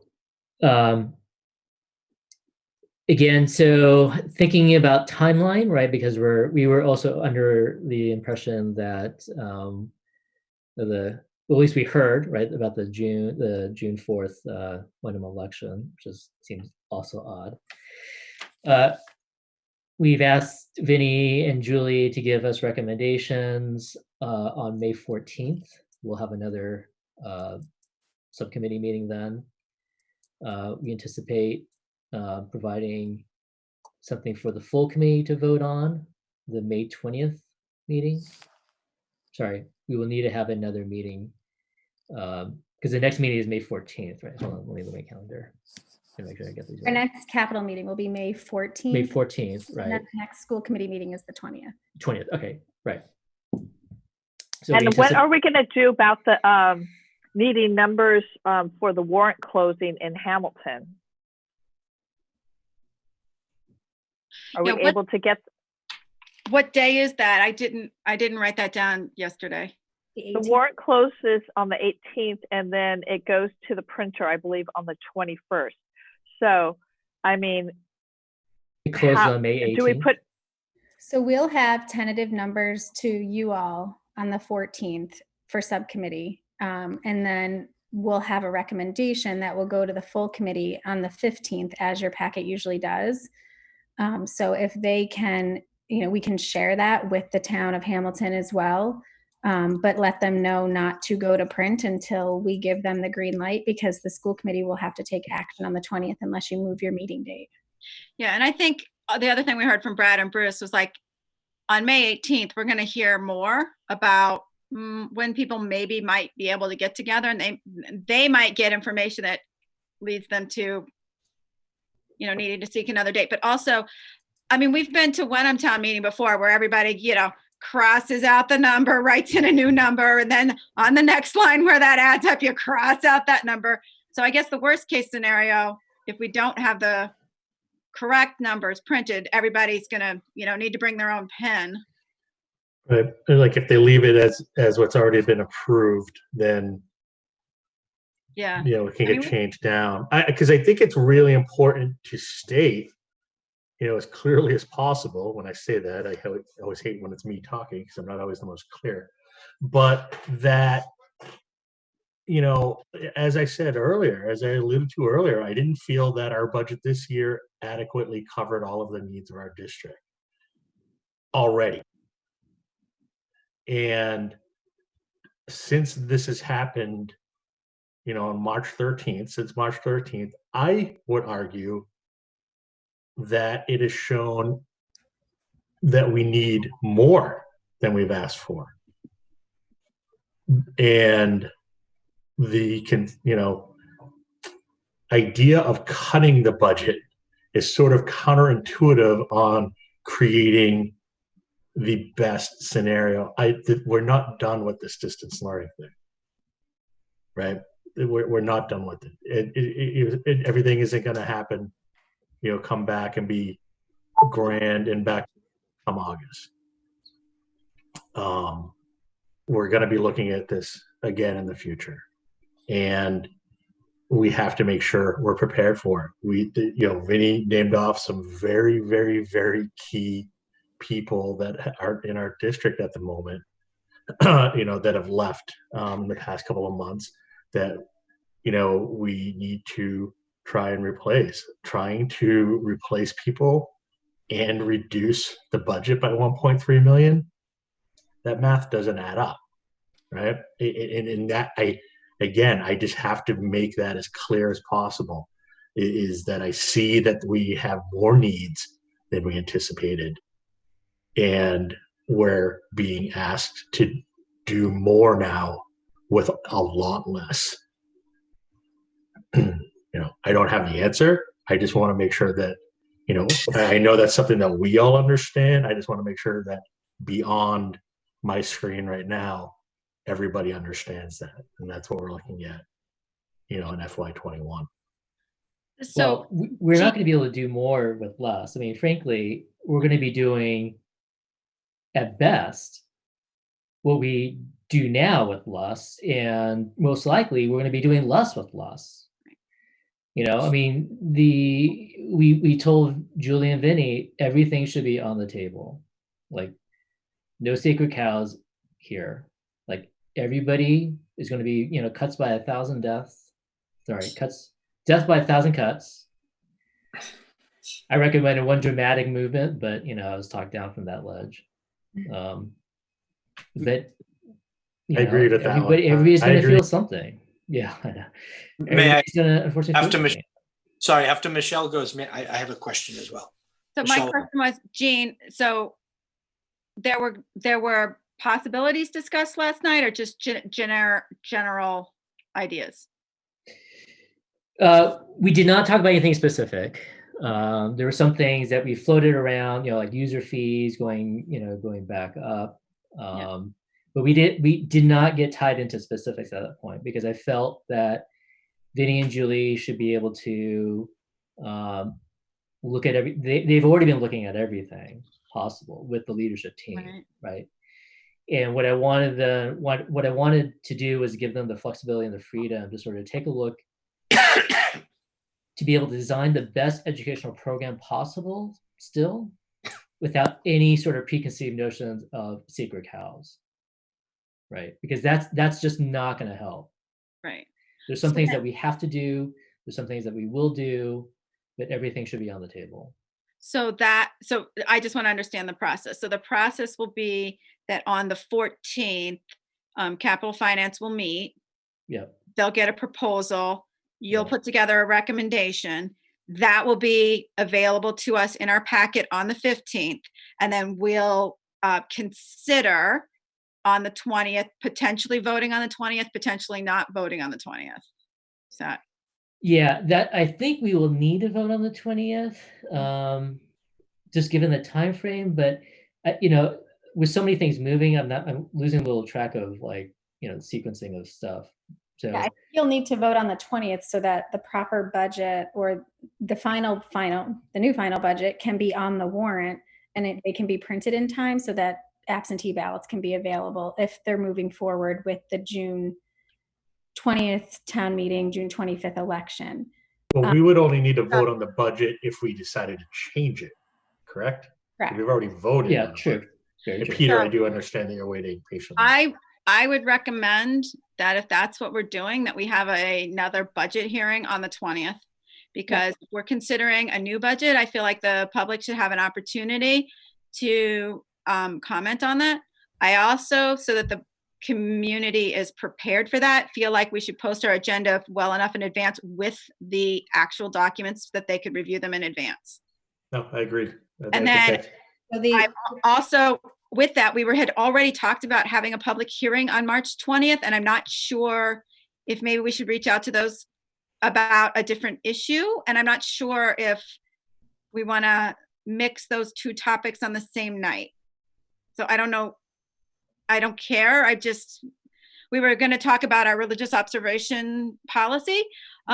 So if we're going to do that, we should also maybe think about it's going to be a long meeting. Yeah, so we will post the agenda on the 15th, the Friday before the meeting, like we always do. Yeah. It's not going to be realistic for us to post it any sooner because we won't have the capital meeting till the 14th. And there's a lot of internal work that needs to happen to make sure that the refinements, reductions, cuts that we're making are well vetted through the leadership team. Yeah. And so I will need Monday, Tuesday, Wednesday to do that, and Thursday, frankly, leading up to the meeting. Yeah. We did recommend having a public hearing on the 20th as well. I think it's not too soon to tell people that this is what we're hearing, through your social networks, that we're looking at a 20% reduction across the board in local state aid. For us, that's 1.3 million. And just putting that in context for folks. Generally, we're looking at everything, as Jean said. We're looking at administration, we're looking at custodial maintenance, we're looking at teaching assistants, we're looking at programming. To get to 1.3 million, we're going to have to make programmatic decisions. We're trying to protect the classroom. That is our ultimate goal. Right. Much to the points that you all have been making, we know that we have work to do with our multi-tiered support system. And so being really cognizant of, as we work to adjust to our new context, how are we keeping equity at the forefront and making sure that our most vulnerable students have what they need, while also preparing for what we know is coming. I won't get on my same soapbox as I did last meeting, but we know our kids are coming to us with gaps. Part of that will be adjusting our curriculum and the way that we think about our expectations for students when we finally are able to return to school, or as we continue in some sort of remote model or hybrid model. But we have to think deeply about which staffing will we need the most, knowing that all of our kids are coming back having experienced an extended traumatic event, and not having the same social, emotional connections and supports that they're used to having every day in school. So that is certainly on our mind as we're thinking about making these really difficult decisions. And the last thing I'll say is that none of the recommendations we're going to bring forward to you are going to be things that we would actually recommend. We're basically trying to identify the best of the worst decisions. We're even looking at our middle school and high school schedule and to see if there's a way to get them on the same schedule. Could we streamline resources if we did that? What's the cost benefit of that? But there's no easy way for us to reduce our FY21 approved budget by 1.3 million, which you all know. So what I'm hearing, though, is that the direction was to reduce the budget by the amount that we anticipate not getting from the state. Right. That's okay. 1.274. And does that include withdrawing the money we thought we were going to get from the student opportunity? Or is that included in the 20%? That's included in our Chapter 70 allocation for this year, which is in your previously approved budget. So for all those who are participating in this meeting, who are not on the school committee, this is the time for you to say and agree that the schools are a community resource. I would appeal that this is when you start talking to Board of Selectmen and your other networks, make the case as you can or as you want to, that the schools are the resource that's needed for your kids, everybody else's kids, your neighbors' kids, because it's going to hurt. Yeah, so I think we need to think about a process on how exactly the public will participate. Like we might need to have 2 hosts so that someone can watch people raising their hands or watch the chat window, or, do people have to email stuff in, or like there should be just some thought about what's the process going to be on that.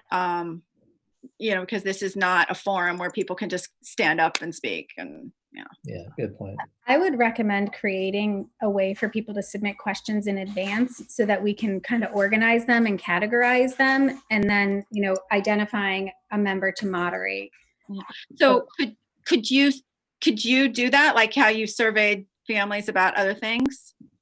Yeah, I could create, just letting them know that we're having. Yeah, let's talk about, maybe you can craft what you want the message to be, but I certainly can disseminate it through. Yeah. And then maybe we can also include a link on how to sign up to register to get an absentee ballot.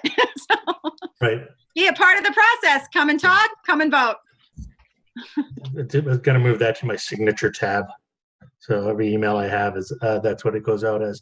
And I just want to sort of reiterate one thing that Julie just said too, especially in that, the superintendent and Vinny were asked to bring what 20%, that $1.3 million reduction would look like. And just to reiterate what Julie just said, that is not the recommendation. We've already gotten the recommendation for the budget. This is what it looks like, what the recommended budget looks like with $1.3 million reduction. And I think it's important to make that distinction, because I don't think anyone sitting here could move forward in good faith saying, hey, we recommend that this is what's best for our schools. Right? It's sort of coming to that conclusion, or, what's best for the schools and what's best, in what is going to ease the financial burden on the tax base. At this point in time, definitely don't seem to be running parallel. Right. And this is the conversation we're having. Excuse me. But I do think it's important to really just keep reiterating that, reducing the recommended budget, is not, that's what we're being asked to do, or that's what we're looking at. That's not the recommendation. Cutting services is not the recommendation. Peter, did you ever have that answer that question or ask that question? No, not yet, but it's been addressed by you, by Jean, by Michelle. It's my understanding that 87% of our budget is fixed. We cannot touch it. It's either contractual, healthcare cost, utilities. It's fixed. We can't touch it. And if we're talking about, if I understand it, there's no other way to get down there other than cutting staff. And if we start cutting custodians, they make our buildings clean and safe for our students. If we start cutting maintenance technicians, to hire contractors to do what they do would cost us even more money. If we start cutting paraprofessionals and teachers at a time when students are going to need more support to get caught up for this gap in their learning, it's going to be devastating to the district, to the quality of education. That was my point. Yeah, no, and thank you for reiterating that. I think it's important to everyone out there, whatever your worst case scenario is that you could think of in your head, that's on the table. So I just want to clarify something, just one more. So what Vinny and Julie are going to do is they're going to come back with a budget that basically reduces it by the amount that the state is going to take away. That is not going to change our ask to the town at all, right? It will change the town assessment because we'll be changing the overall budget. But we'll also be changing the revenue. So what we're doing is basically making a prediction, right? We don't know that the revenue is going to drop 20%. That's the projection. So, I mean, how you calculate that, I mean, at the end of the day, we're going to have $1.3 million less. And so we're going to have $1.3 million less in expenses and $1.3 million less in revenue. Those are going to cross each other out. So essentially, that's what I'm thinking, but I'm not, that's what I just wanted to clarify. So you're saying, I don't know. Annie, can you talk about the way essentially the assessment to each town will be almost to the T if we make it the exact amount. We're going to get it to the ballpark though, unless you literally want the number not to change for the assessment. Okay, so that's what I thought. So then my question is, I think if we meet with the towns, they would tell us that they're also having issues and that they're looking for us to reduce their assessment.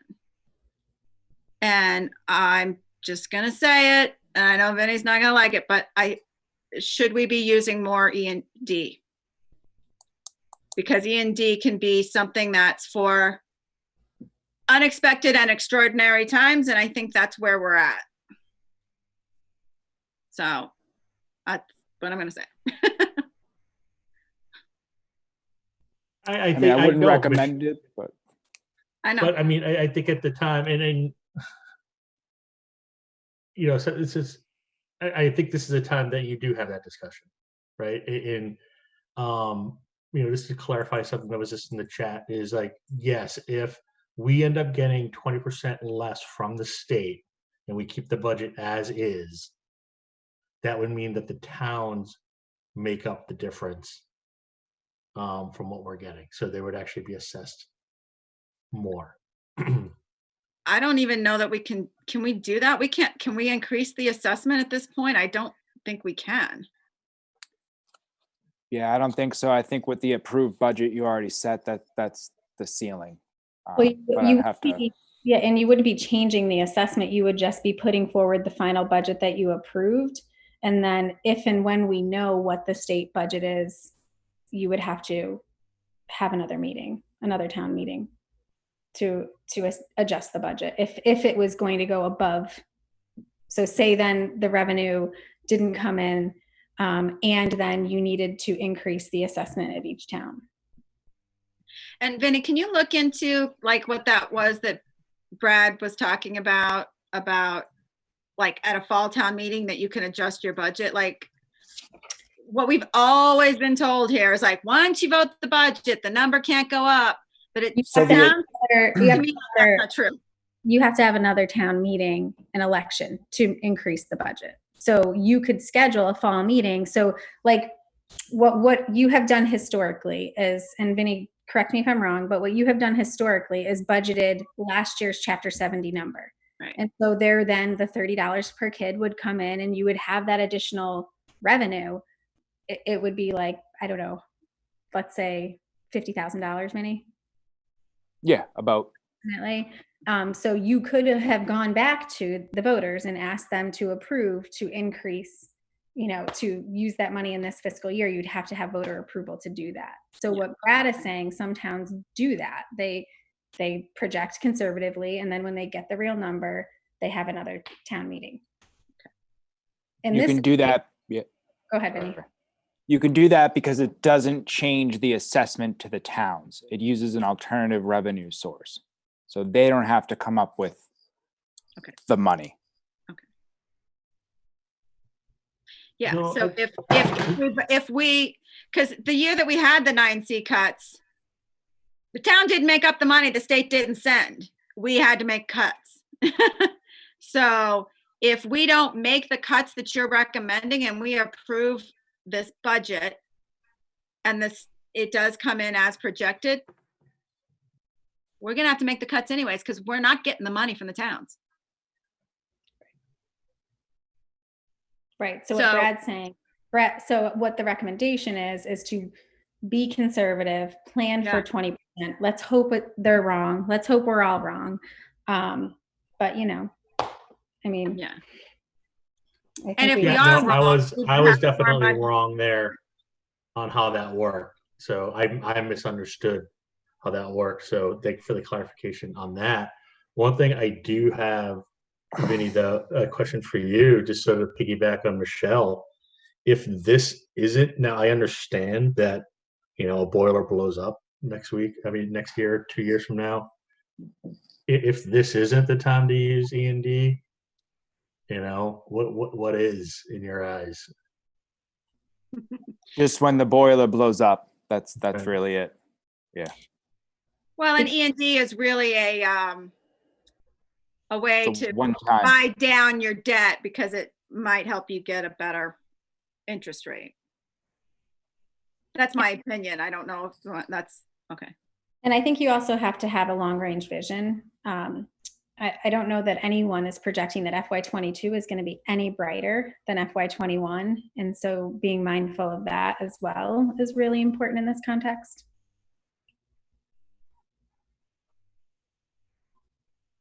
You're not much of an optimist there.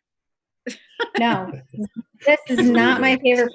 I got to tell you, I'm just trying to keep it real because I think that, you know, a lot of communities are struggling and will have to be making some really hard decisions. But here in Hamilton and Wenham, we're uniquely challenged. We were challenged before this crisis.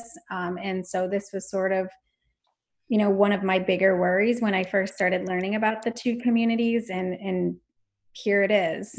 So when you think forward and you say, where's the light at the end of the tunnel, which we all want to be able to do in a crisis, we want to be able to see that we can get through this if we make hard decisions. It's really hard for me, and I hope that I'm wrong in this, to see that light for these two communities until there's some conversation, a bigger conversation about generating revenue in a different and more creative way. Otherwise, it is always going to fall on the backs of our taxpayers, and it's just not sustainable. And I've said this before, I'd love to tell you that the cost of education is going to go down soon, but it's not. It's just not. It's only going to continue to rise, and that's by nature of everything else in our society continuing to rise, but also the needs that we're seeing students coming in and the types of services that students are needing across the board, and that's not unique to Hamilton and Wenham. So, you know, I think the energy needs to be like, how do we get through this crisis, but also what's our plan? What's our long range plan, so that we're not having the same conversation year after year, because cut is not the strategy. We have been having the same conversation year after year after year. We have been, so yeah, it's time. Well, it doesn't just need to happen with the schools too, right? Because Wenham hasn't been able to pay for downside services without an override in the last 3 years, and Hamilton is up to that point now. So again, it's not a spending problem; it's a revenue problem. Do we want to talk about the next thing? Sure.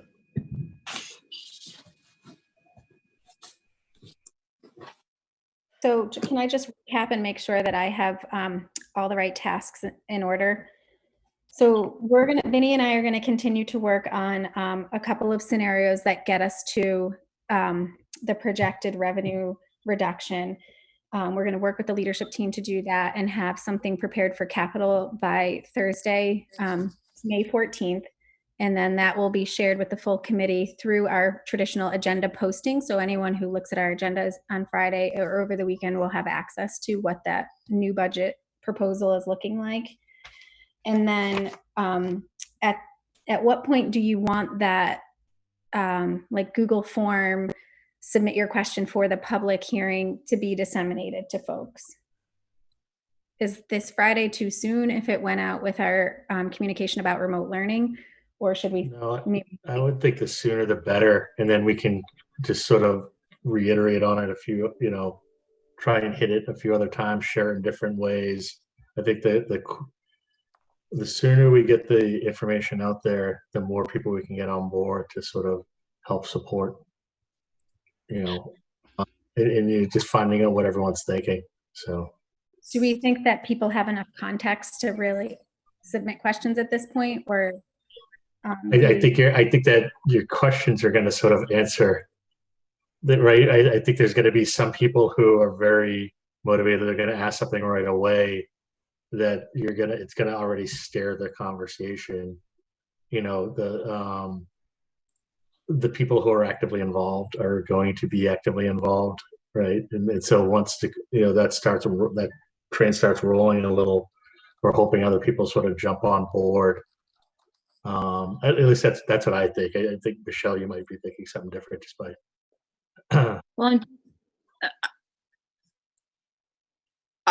I don't know what we're going to ask other than we plan to have a public hearing on March 20th in order to facilitate your participation. You mean May 20th, not March 20th. I'm sorry. I wish. Don't I wish? Yeah. May 20th. Please provide us with questions you may have about the budget. And then on that, you can say, maybe we can make it so that they can submit more than once. And we could say on May 15th, additional information will be posted. If you have additional questions, submit this form again or something like that. I mean, I don't, in some ways there's value in putting it out ahead of time because then you could organize like a Q&A. On the other hand, people aren't going to have an opinion on something they don't know what it is. Right. I mean, I almost think it's okay if it goes out on the 15th with a link to the agenda where they can get the document. That's what I was thinking. I just wanted to. But no, all right. Yeah. And I think it might be nice. I don't know if it's David and Michelle or if it's, David and Jean, if you guys want to collaborate on a message. So it's kind of your plea to the community to get involved. I think now is a good time for you to exercise your social capital. There will be cookies served whenever this is all over if you come to the meeting next time. We need a new strategy, Michelle. You can bake cookies in your own home and eat all the ones you want and nobody will see. I don't know. Yeah, Julie, do you want to write this? Do you want to write it or are you asking, do we want to write it? I think she's asking for us to at least guide her. I'm passively directing you to write it. I'm happy to, collaborate on it, but I think it should come from the school committee at this You point. mean to make the public appeal for participation? Yeah. Yeah, I'll do it. Fine. Just remind me to do it. I'll do it. I'll remind you, Jean. David and May 15th. What's that? I said it's you and David, and it's due May 15th. Yeah. Well, before that, because you got to create that bad boy. But yeah. All right, I'm writing it down. Thank you. All right. Anything else? Actually, hold on. Something in the chat. See what that says. Yep. I think we just agreed with that. So move on to the superintendent's report. Yeah, so it's our first meeting of the month. And so I've included the enrollment report. I'm not going to go into detail about it. Enrollment is stable. We're not seeing an uptick and we're not seeing a decline. Interestingly, I have heard of some of my colleagues in other districts where families are choosing to opt out of remote learning, then they are being asked to register as a homeschooled student. That's not something that we've experienced. We have not had a formal, that I'm aware of, any formal requests of parents to opt out. There are some parents who are just unable, some families that are just unable to manage the remote learning at the level to which we would hope students are engaging, but that's for a variety of other reasons. But I'll just put that out there in case you've heard that. That hasn't been a common theme in our community so far. So we are, of course, like everything else, moving registration to online. I'm speaking specifically to kindergarten pre-registration, although any family who is moving to the Hamilton-Wenham Regional School District will be able to access this pre-registration form. We'll promote it as kindergarten pre-registration because we want to get those numbers so we can begin planning for what that'll look like in the fall. And right now, what'll happen is we'll push it out on social media. We're going to put it out in our communication on Friday regarding our Hamilton-Wenham Regional School District remote learning plan. We'll also put it in newsletters and things like that, post it on our website, of course, and really just kind of encourage people, if you know someone who has a child that's turning 5 and will be kindergarten eligible, to have them pre-register early. And then what'll happen is, once they fill out the form, they will get a link to the full registration packet, which we've made like a fillable PDF. Our goal moving forward is to make this a complete online process so families can maximize the efficiencies of technology and registration all the time, not just when we're in the midst of a health crisis. So that's something that we've been talking about, and this sort of just pushes us and justifies our rationale for moving right along a little quicker. So that pre-registration form is a simple Google form that anyone on the web will be able to access, and it asks the basic information so that we can begin planning. So that will come out on that'll be launched on May 8th, this Friday, in all those venues that I just mentioned. And then we'll just collect like birth certificates and physicals like through the mail or something.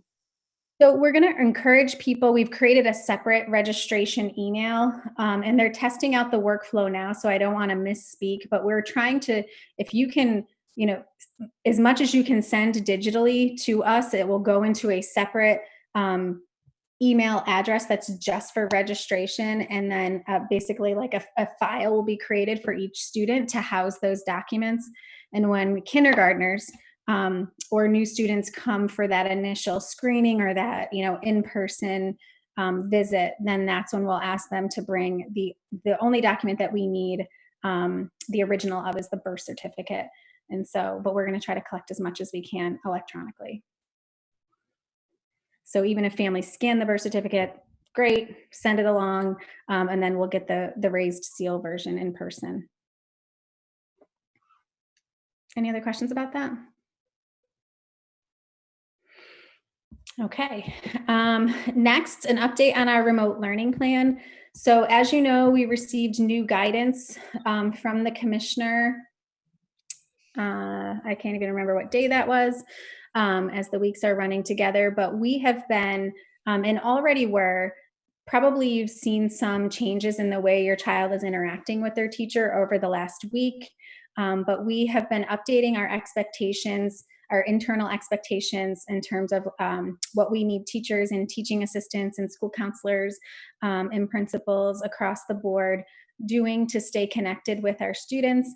We also have been thinking a lot about when are we offering synchronous instruction. So that's like we are now, we're in a synchronous mode. We're all on the same call at the exact same time versus asynchronous. So think, somebody watching this school committee meeting tomorrow at their own time and at their own pace.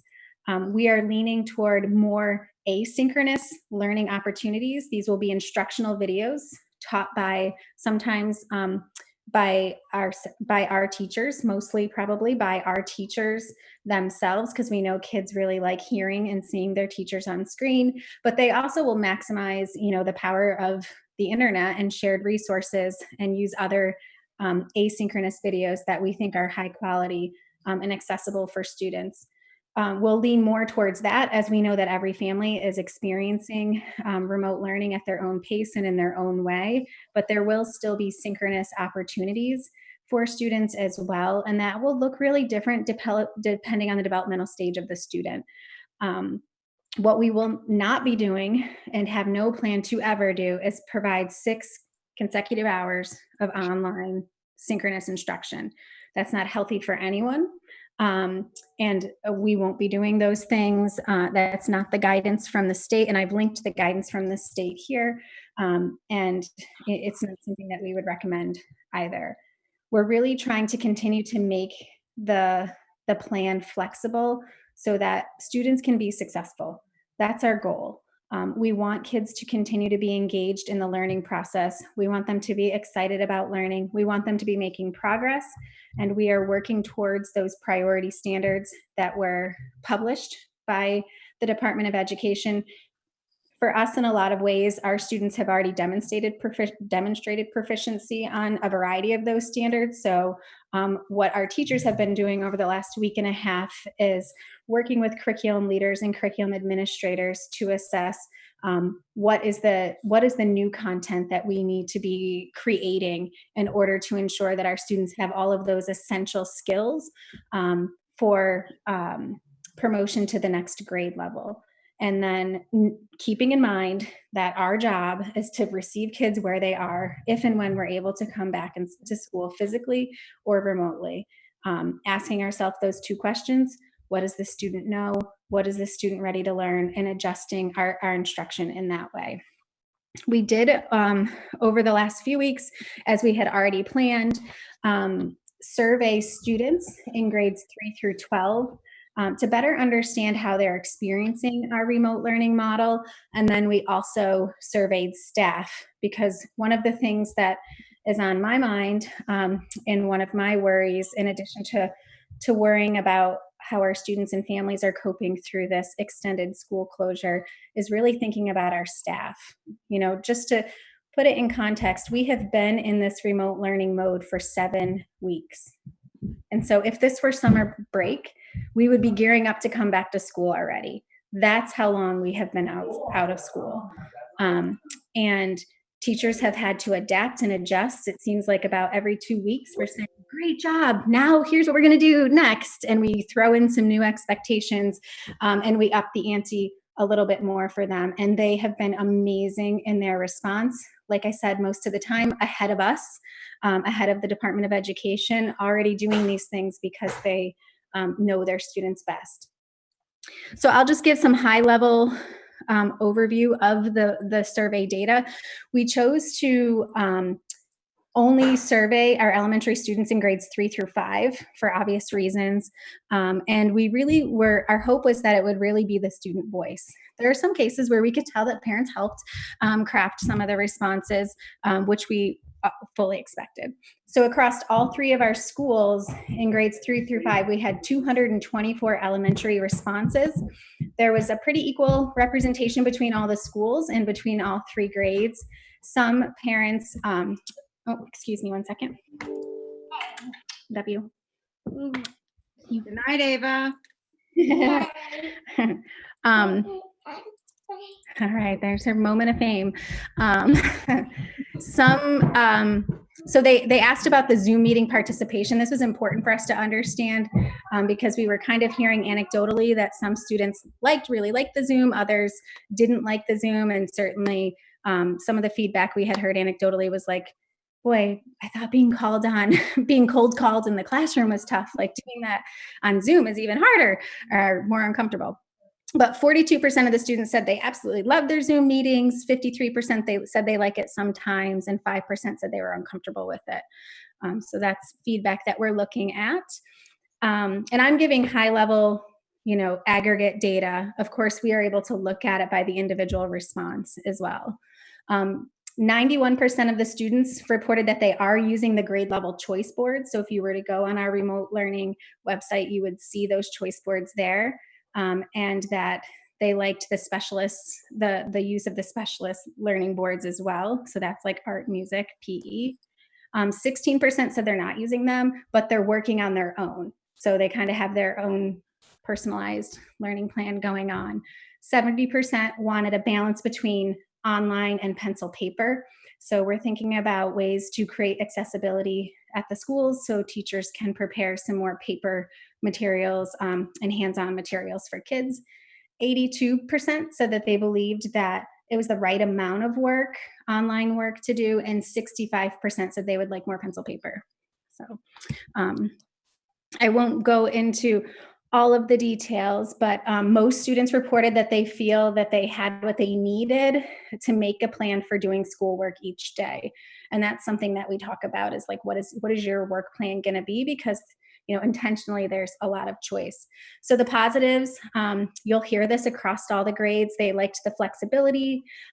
They liked doing the comfort of home, enjoying the family time.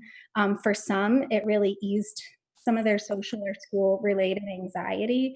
And so that's something we're thinking about. Principals are reporting that they're seeing some students who might be less engaged than we would like in the traditional school setting really shining in this remote learning setting. So, you know, what kind of plans do we need to be thinking about moving forward?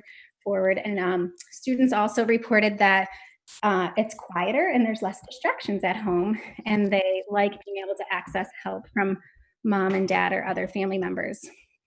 The challenges are what you would expect: the social emotional piece. They're missing their teachers, they're missing their friends.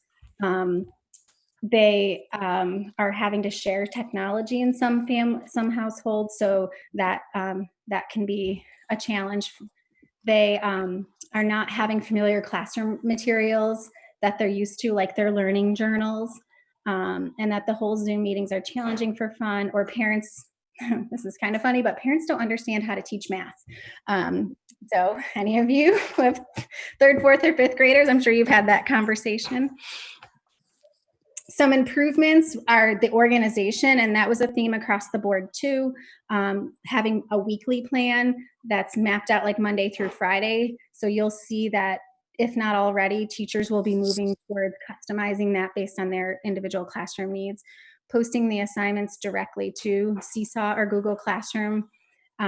More project-based and hands-on options, more pencil paper, as we said, and more Zoom or recorded lessons that are taught by our teachers, and small group check-ins, which all of those things are a part of our next phase that we're rolling out and planning. So that's our elementary feedback. In terms of middle school, we had 354 responses to most out of 414 students. So that was an 85% response rate, which, as you know, is really high for any type of survey. Pretty equal spread across the grade, and slightly higher, 55% female identifying versus 45% male identifying students. Most students reported that they're managing their schoolwork, their assignments online. They're getting about just the right amount of work. 25% are saying that they're getting too much work. So we're trying to put that into balance.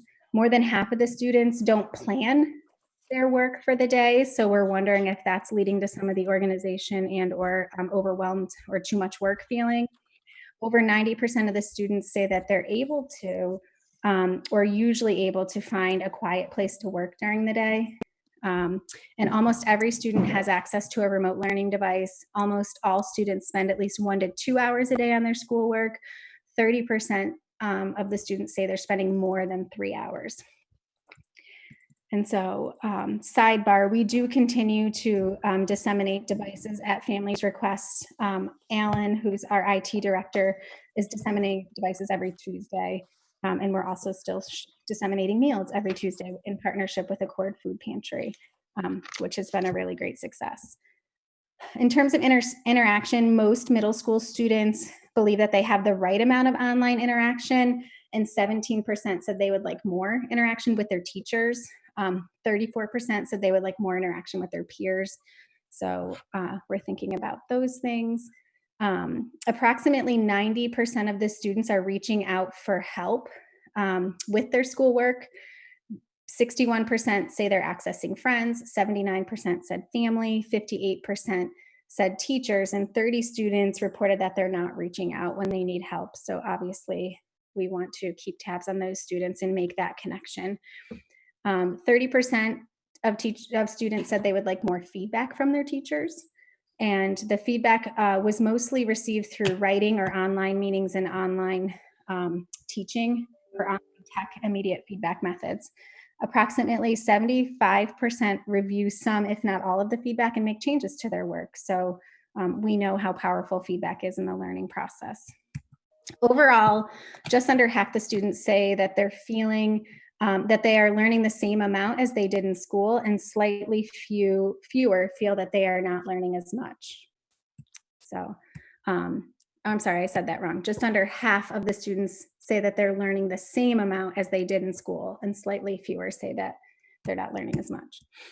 The positives, they like the flexible schedule, working in their PJs and taking breaks, learning at their own pace, and that they can see each other on Zoom. The challenges, it's too much screen time. It's harder for them to get help from their teachers. They miss working with friends and classmates, too much independent work, not enough group options, and they miss direct contact with their teachers. So common theme is that personal connection, right? Particularly with their teachers and their peers. So some improvements, more feedback from the teachers, more opportunity for teachers to explain their work and to ask questions, more teacher recorded instructional videos, more opportunities to work with their peers, less screen time, more hands-on, more Zoom, less work, more organization, posting between subjects, timing, frequency, all opportunities for us to improve. And we've incorporated that in our next phase. So when we look at our high school, we had 402 students from the high school out of 550 respond. Again, that's a really, really high response rate. Fairly even distribution across the grades. More girls than boys answered. And there was an even distribution of students by course level. Largest categories were five or more honors AP classes and 0 honors AP classes. So kind of both ends. In terms of managing the work, most students say they're able to locate their work online. More than half the students just sit down without a plan and do the work. Again, we encourage making a plan. Students typically can find some kind of quiet space to do the work. Just about every student has their own device, and they're generally working about 1 to 4 hours per day. So there's quite a range between how much time students are putting in.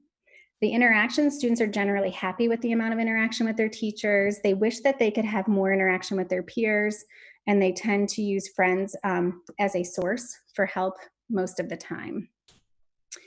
For feedback, students reported that they're generally satisfied with the amount of feedback that they're given, and it's typically written in a written form. Students almost always look at the feedback that they're given. More than half the time they use the feedback to improve their work, which is good news.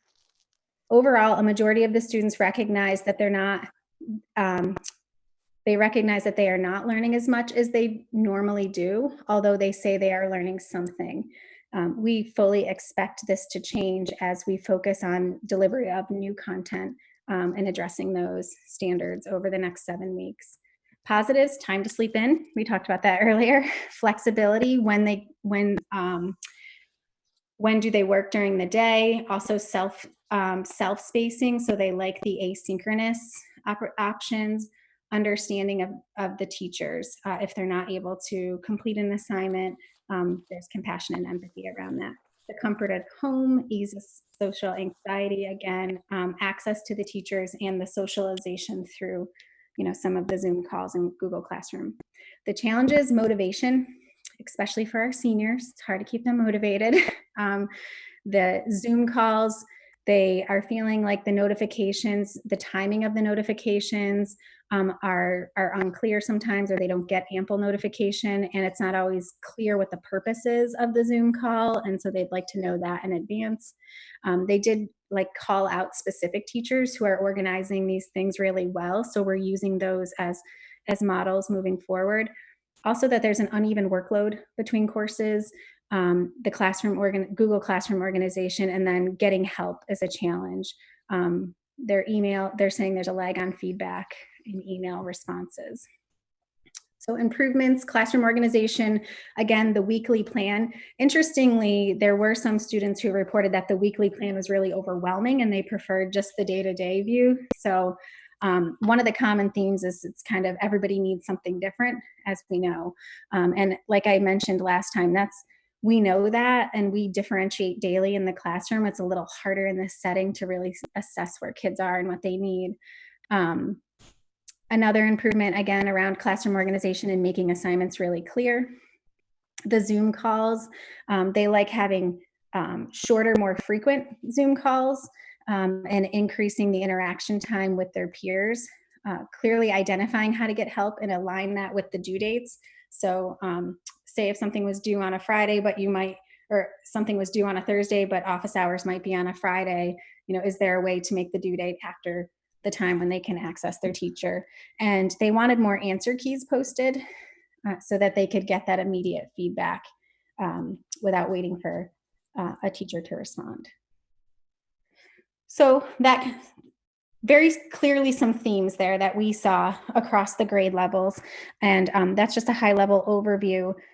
All of this then has influenced the expectations that we've outlined for our teachers. We're sharing with teachers. We updated the expectations based on some of this feedback and staff feedback, which I'll talk about in a minute.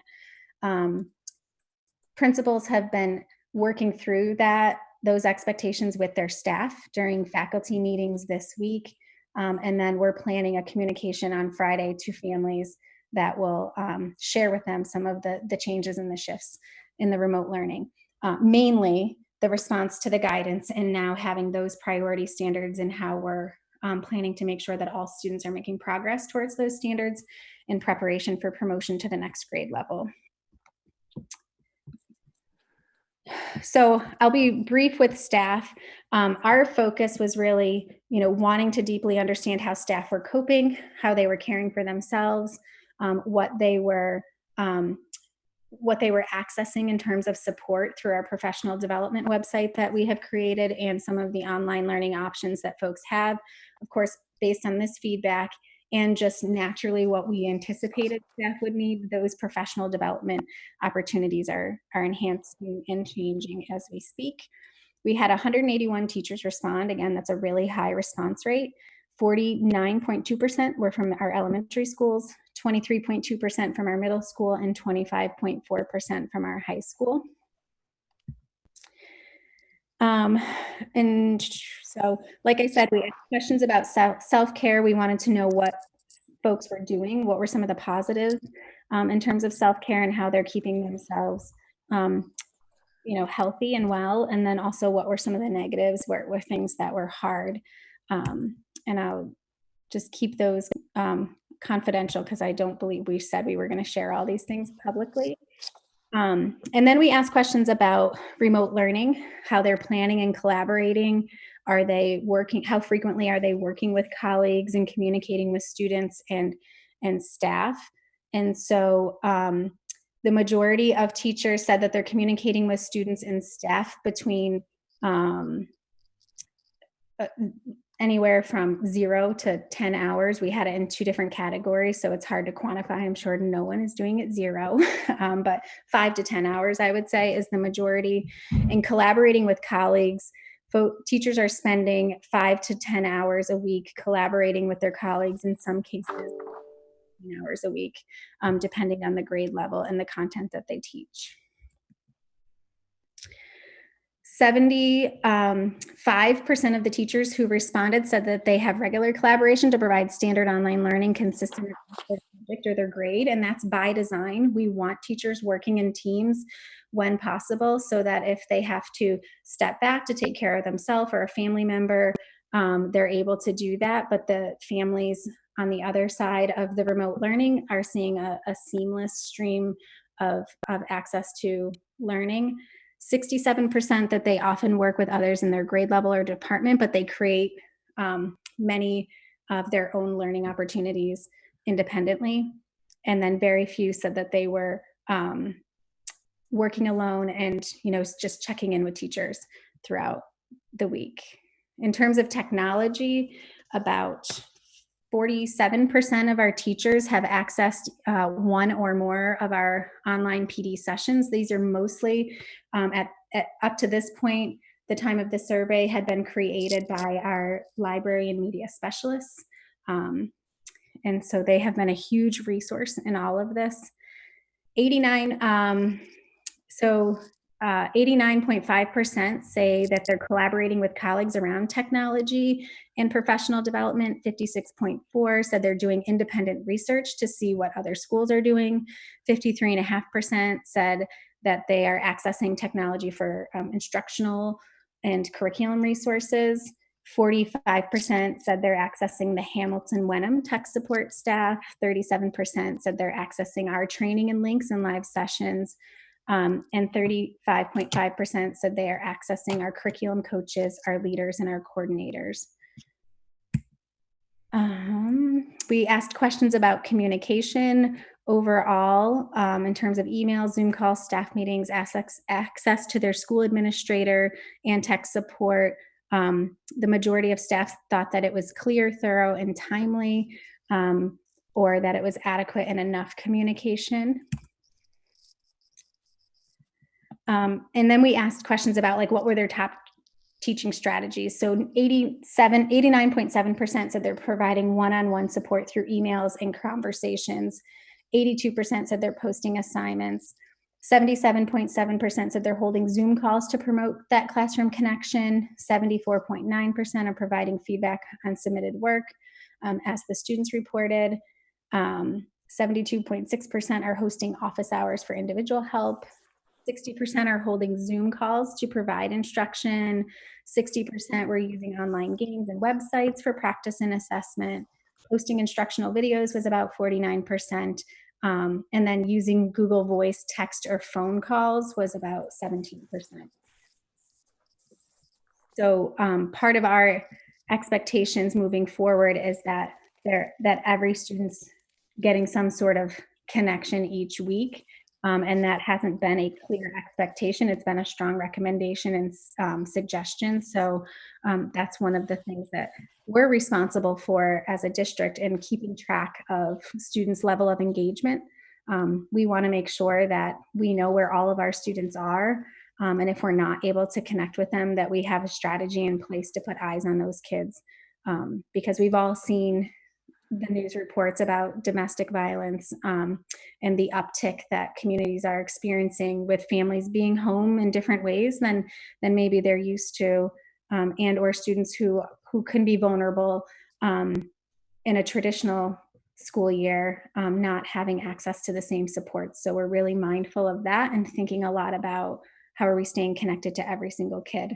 They also rated classroom participation, and 33.9% of teachers said that they have 85 to 100% participation in their classes.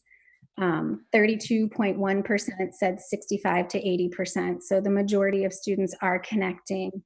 There was very few people that reported that they have low levels of participation from their students. So lots of concerns about students, concerns about the number of students who are not participating or completing their work, which may increase as time goes on. The emotional health of students, families, and staff is on the top of their minds. Emotional, the going back to school and having the huge disparity in concepts and understanding is something that our teachers are thinking about.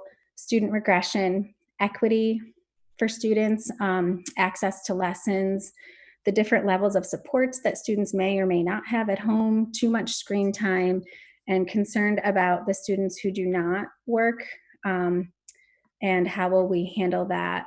What will that look like in terms of placement and supports for next year? Concerns about teaching. It's challenging to maintain relationships and nurture students, particularly our youngest learners, in an online environment. We're feeling like we're unable to do our best work and meet the needs of all of our students through remote learning, particularly in special education. Frequency and the frequency of the changes in remote learning plans have made it challenging to establish a routine and kind of settle in. So I think the next 7 weeks that should settle. We shouldn't see any new drastic guidance coming from the Department of Ed. Of course, we'll continue to reflect and improve as we go, as we always do. But what we're hearing is that the next phase is really going to be focused on re-entry and the planning process for that, which we know will be a huge undertaking. There is some worry about having to start teaching lessons via video. And I think we have to remember that our teachers are human, just like all of us. And that's a different kind of style, and our comfort levels all vary, and our willingness or desire to be able to do that, and our skill sets to really be able to do that. If you're home by yourself, it can be challenging to figure out how to really deliver a high quality lesson and record it and or stream it at the same time. So that's some worry. So that helps inform us in terms of what do we need to provide for professional development. And it's hard to have the same level of joy of teaching in this environment. I know I feel that way as a superintendent. It's all the fun parts of the job. I don't have access to the fun parts of the job anymore. It's just all the other stuff that we get to continue to do. So I can empathize with our teachers and how they're feeling about that. So one of the things that is on all of our minds, and it's on our teachers' mind too, is just how do we balance work and family? It's so challenging, particularly if you have young children at home. We're finding that staff members who have children under the age of 10, it's really hard to navigate. The plans for returning to school, how will we be safe? What will learning look like when we return? What if there are additional closures, are some of the things that teachers are worried about. Next year's budget, possible job loss, all of the uncertainty, this sense that nothing really feels quite right, and the whole remote learning process is just exhausting. You don't get the same kind of positive feedback that we get when we're in person. Lots of worry about the emotional health of our students, the flat affects, and students struggling to complete assignments. And it's also in this kind of way, some folks are feeling like it's more of a top-down model. They really miss being part of the school and, getting to make collaborative decisions about learning and teaching. So as much as we're trying to create consistency, there's a little bit of autonomy and agency missing from this model. Learning new technology, and then of course the balancing home and personal lives. So they had suggestions for us, for the administrative team, and how we could better support them. So we're reading that closely. They want continued flexibility, positive feedback, and outreach from administrators. They're understandably frustrated with the unchanging expectations. They'd appreciate access back into their classrooms so they can retrieve more instructional materials. So we're developing plans for that. And how do we help set some boundaries? Because it feels like we don't have a work day anymore. Not that teachers really ever stuck to the traditional work day, but I know I feel the same way with that. It seems like you're always on. It really feels 24/7 with this, and people want to be responsive, because that's just our nature as educators, is to be supportive and be available. So, and then lastly, hoping that this is the final iteration and they can just start to hone their practice and settle into this this final phase here. And with that, I think one of the things we really have to think about is, when it comes to leading through crisis, there's this sense that sometimes you want to just hunker down, and how do we keep going so that until this passes? My worry is that this is going to require a sustained effort of setting and resetting as we work through not only the next 7 weeks, but also what will summer look like. We have to prepare for extended school year, and then what will the fall look like? And it's going to require a lot of flexibility and adaptability, as we have all been experiencing so far. The last little thing I'll say before you can ask me any questions is I'll say two things. One, on Monday, the commissioner had a call with superintendents, and he shared some revised guidance around the 181, 85, 180-day requirement. And so what I am hearing, my understanding is that the commissioner is saying any closures that you had prior to the official school closure on March 17th, like, let's not think about those. And instead requiring us to go to the 185th day unless we were up and running right away with our remote learning model, and unless we worked through April break. And so I had a call yesterday with someone from his office because we were kind of yes and kind of both of those things. We actually closed before the governor did, and we had we had sent out our initial learning resources to families, although admittedly not perfect, on the 16th, which was prior to the governor's closure, and instantly started preparing our remote learning website, which we launched the following week. So for some districts, they didn't launch anything until that second round of guidance came out. That isn't the case for us. And we worked through April break, but not all the way through April break. So the debate is, do we have to now go to the 181st day or the 182nd day, because we worked through 3 days of the break. So he's saying that if you worked through the break, your last day can be the 181st day, which is our current 181st day. That's Tuesday, the 16th of June. Or because we only were closed for 3 days, are we required to go to the 182nd day? So the process for resolving this is that the school committee chair write a letter requesting a waiver and justifying the work that we've been doing through the closure. So I will talk with David if that's something we want to do or not. If we don't want to do that, then we have to, again, amend the calendar and make Tuesday the last day. If we want to submit the waiver and share, basically we could share our COVID-19 webpage, because all the letters that we've sent and resources we've shared are linked there. We can do that. So that's kind of new information we just heard on Monday. The guidance is evolving. And then lastly, what I'd like to offer is an invite to the leadership team and maybe some of the teachers who would be willing to give you a more personal update on what remote learning is looking like and feeling like outside of what I just shared.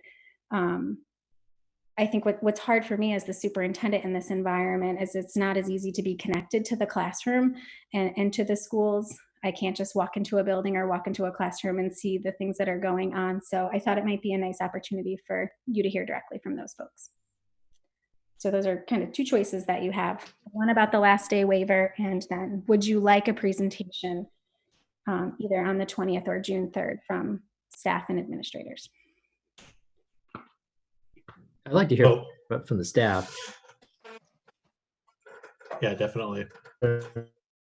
I would Yeah. really be interested in applying for the waiver. Okay. Oh. My When I was question, here for all that, I was just shut my screen off. my question about the presentation from the staff, would that put undue stress and pressure more on them? I'm not sure. It might really, I think for some it probably could. Others might find it really affirming and validating to be able to share some of the fun and exciting things that they're doing. Mm-hmm.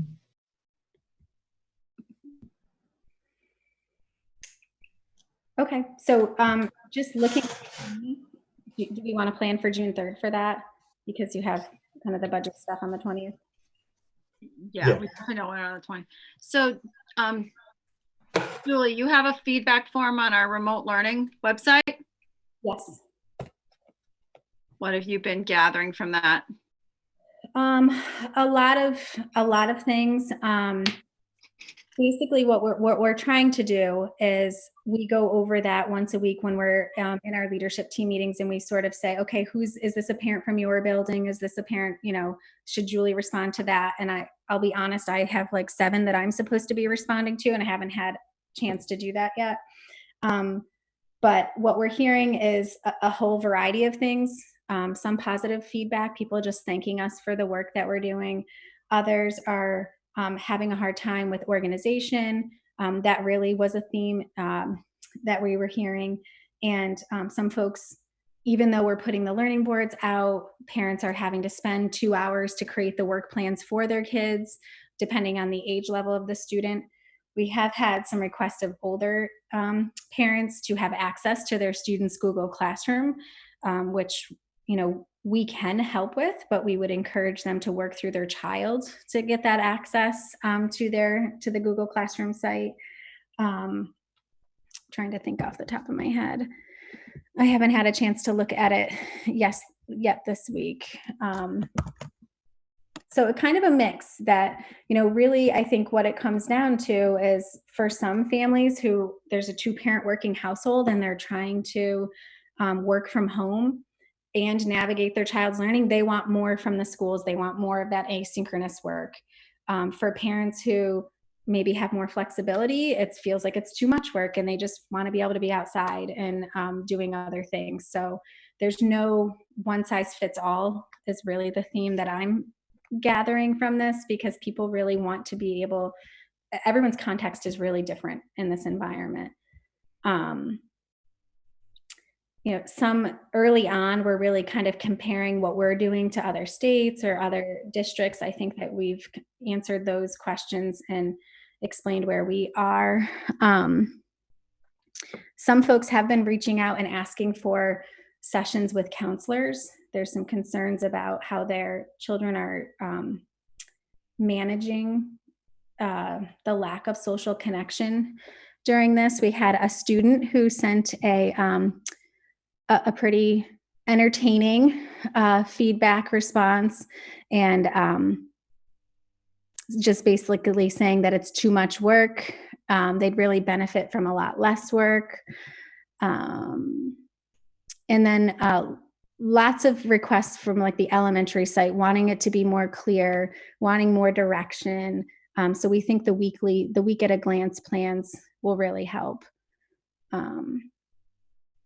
And then some requests for more like direct synchronous learning, more like teaching happening through Zoom kind of a thing. So I think folks will be, if they haven't all, I'm sure teachers are already making adaptations to their practice just based on, they all saw the student feedback and have been having those conversations. And so if I know our teachers, as I think I do, they're already responding to that. And we'll just communicate that with families on Friday. So you read off a lot of numbers. It's hard to like pay attention to all of that. Is it possible we can get, is it important that we get a copy of that? I mean, like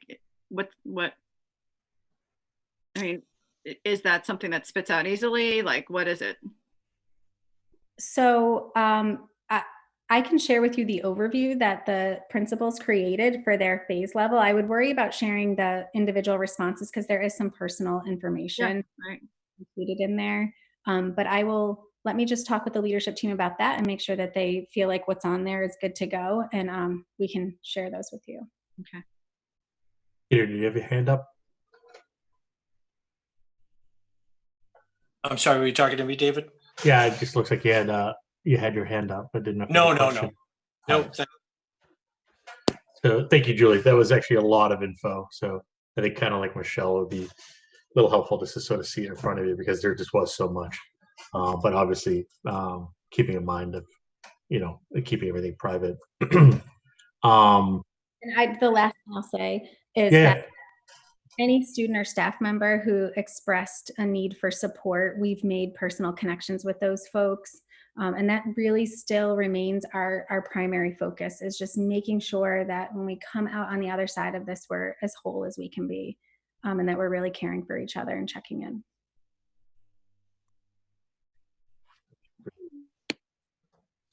All right. Can I ask one more question? Julie, Good. is there any coordination going on with our public library in providing resources? No, not at this time. I believe they're closed, and I don't know that they're even, I'm not sure if they're even reporting to the building. They're not reporting to the building, but they definitely have things going on. Yeah. So, I mean, like- I try to like retweet some of their things, but I haven't personally. Our teachers maybe. okay.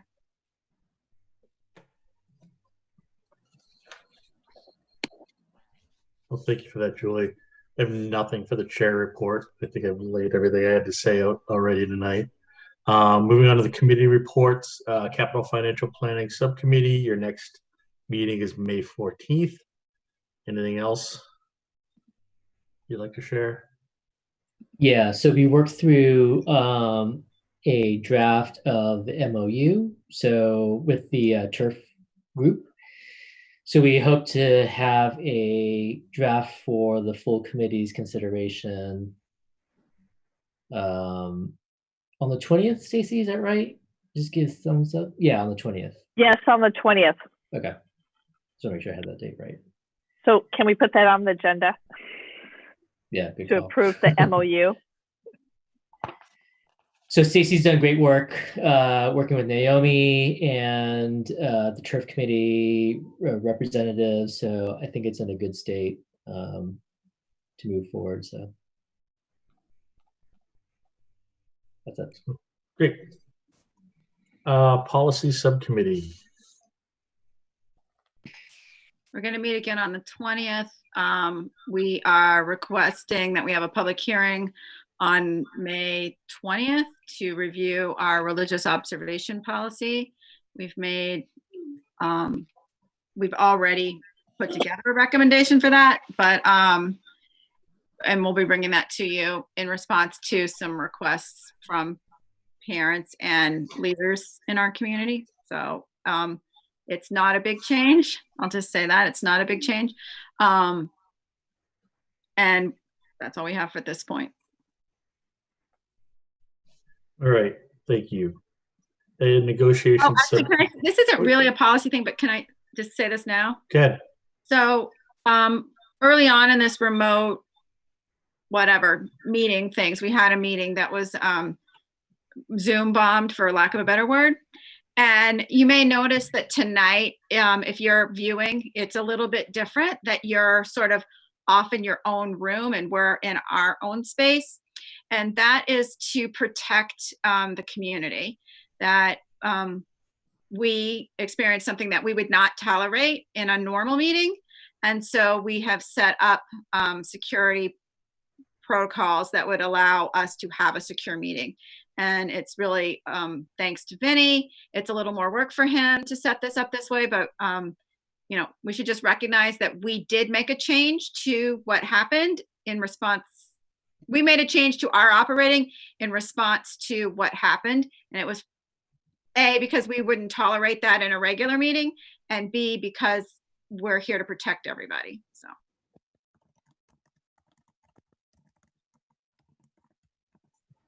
Great. Good point. Thank you for bringing that up.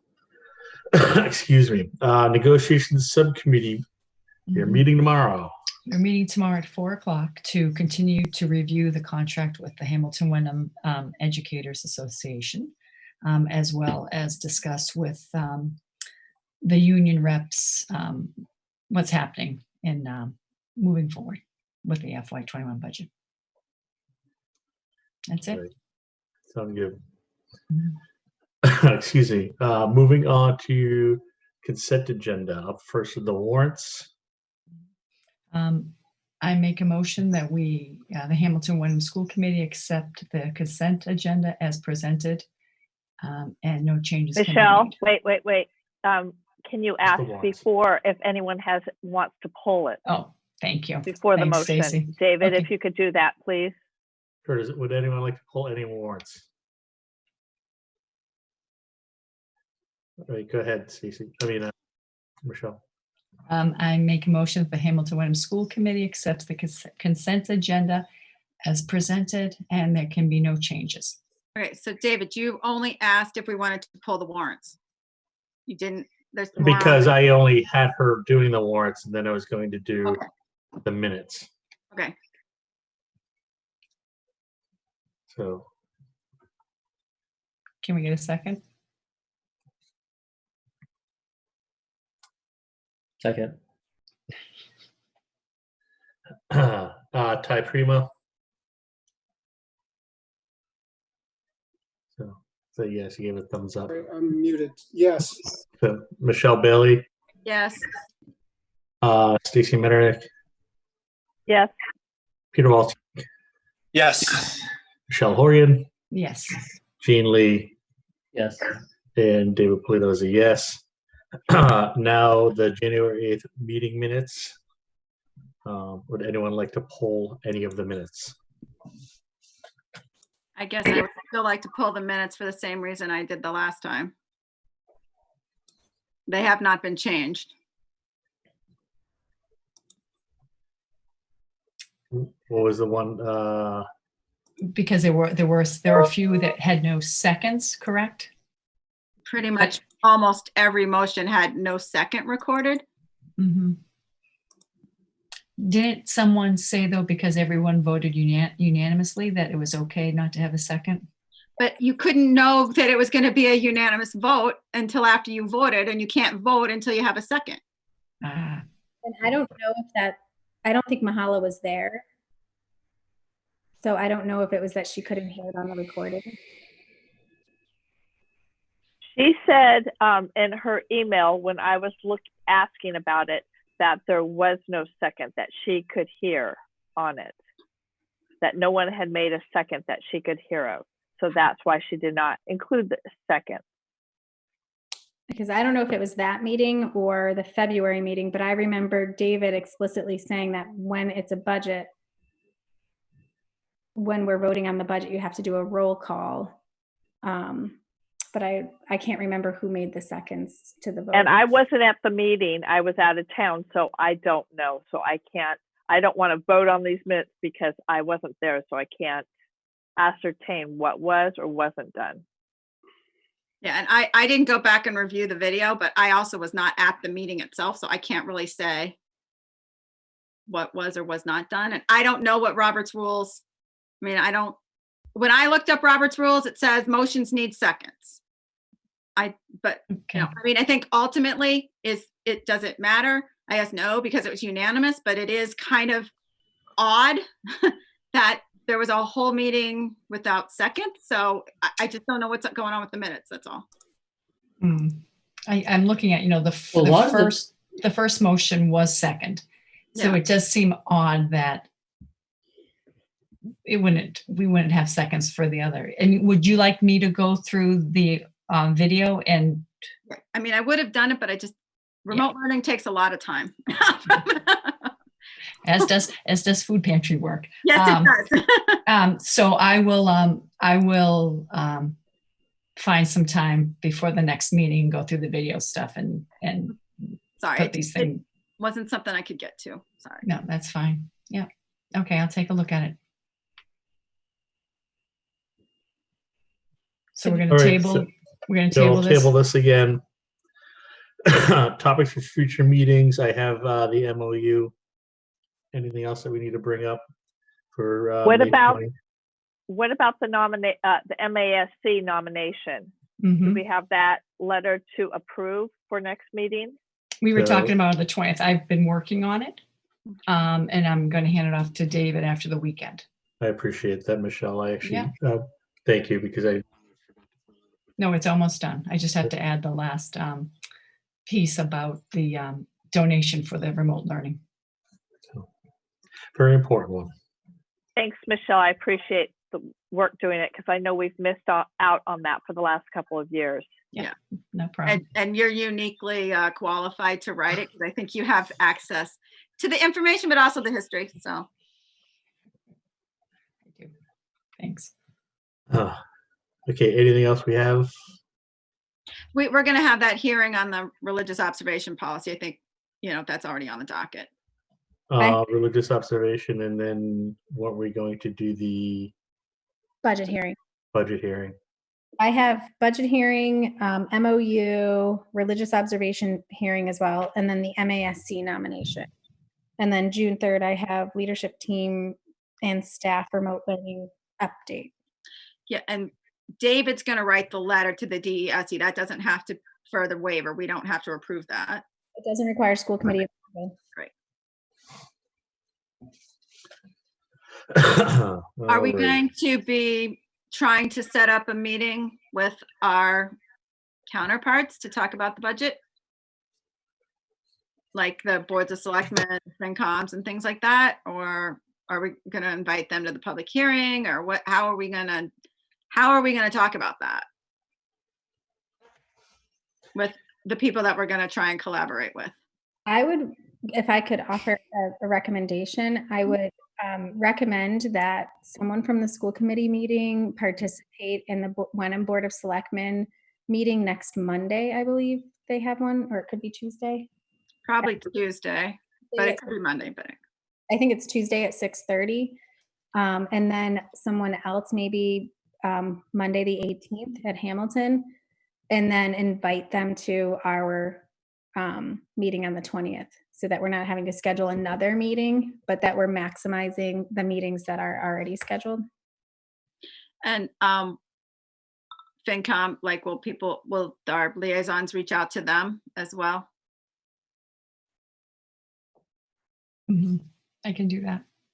So, So the goal is to maximize people coming to the 20th. That's kind of like our collaboration point. Is that what I'm hearing?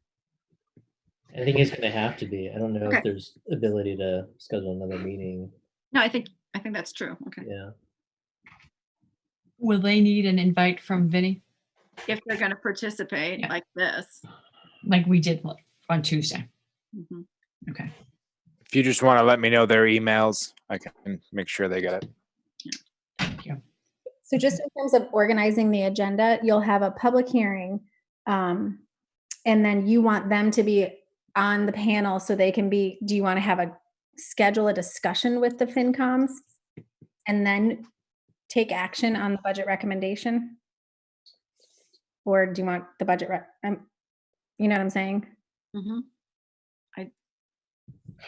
So, yeah. Maybe they're participants in the public hearing part of it. You know what I mean? But maybe we should have, like, if you're not sitting on one of these boards, you talk first.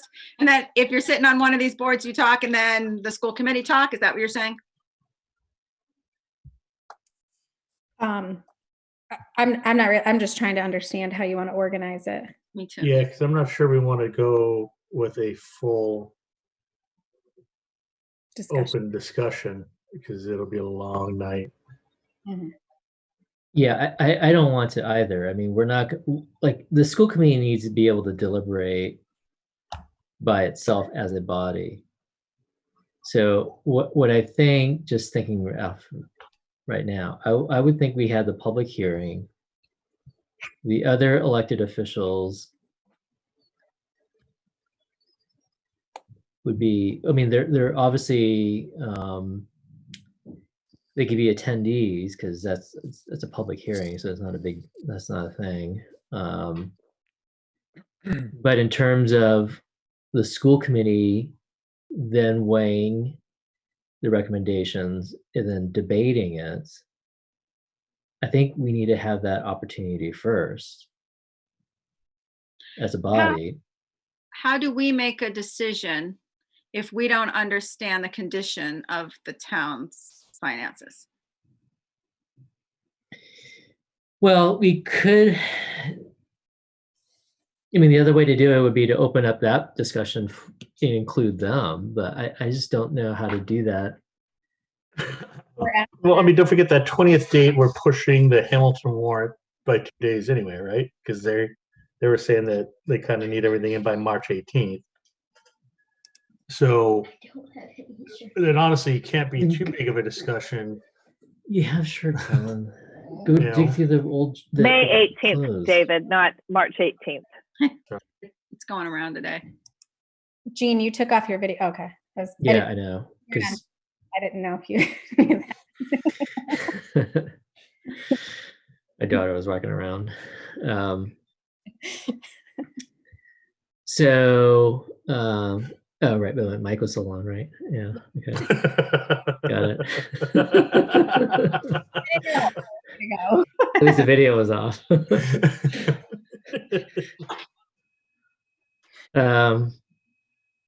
Yeah, yeah, this is I don't know how to do this one, because I really do think like we should have an opportunity to discuss this without, I mean, I think the way to do it is really just sort of trying to get a couple of us to each of the Their meetings. their meetings, meetings, right. so we can hear where they are. They should be having these discussions, I would imagine. Right. It would be And then, obviously they're welcome to the public hearing, Yeah. but, other than that, you're right, that this is something that we need to deliberate ourselves.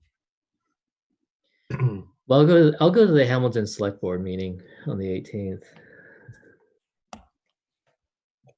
The 18th, and then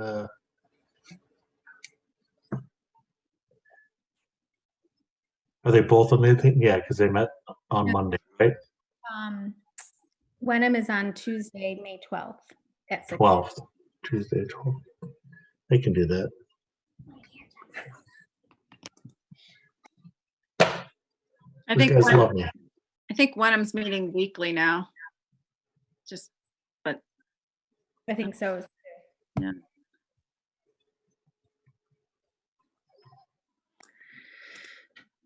All right, I think that's what we should do.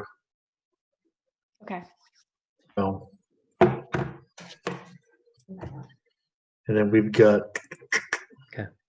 So none of us are together in any capacity until the 20th, except for tomorrow's negotiation meeting.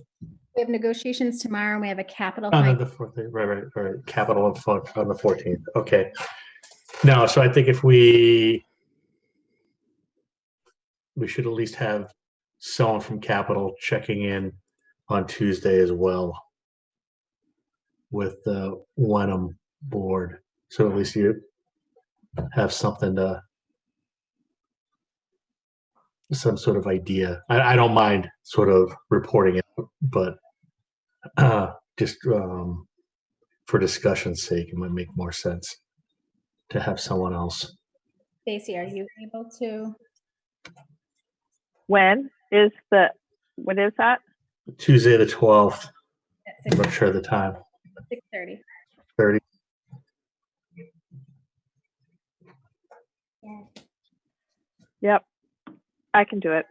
thank you.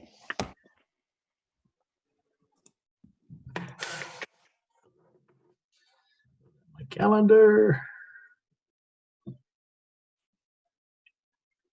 Where's my calendar? All right. So it has vote to adjourn and then move to executive session, but we have to move to executive session. Excuse me. For purpose number 3, to discuss strategy with respect to all collective bargaining groups and not reconvene in open session. We need a roll call vote here. Jean Lee, Yes. Ty Prima,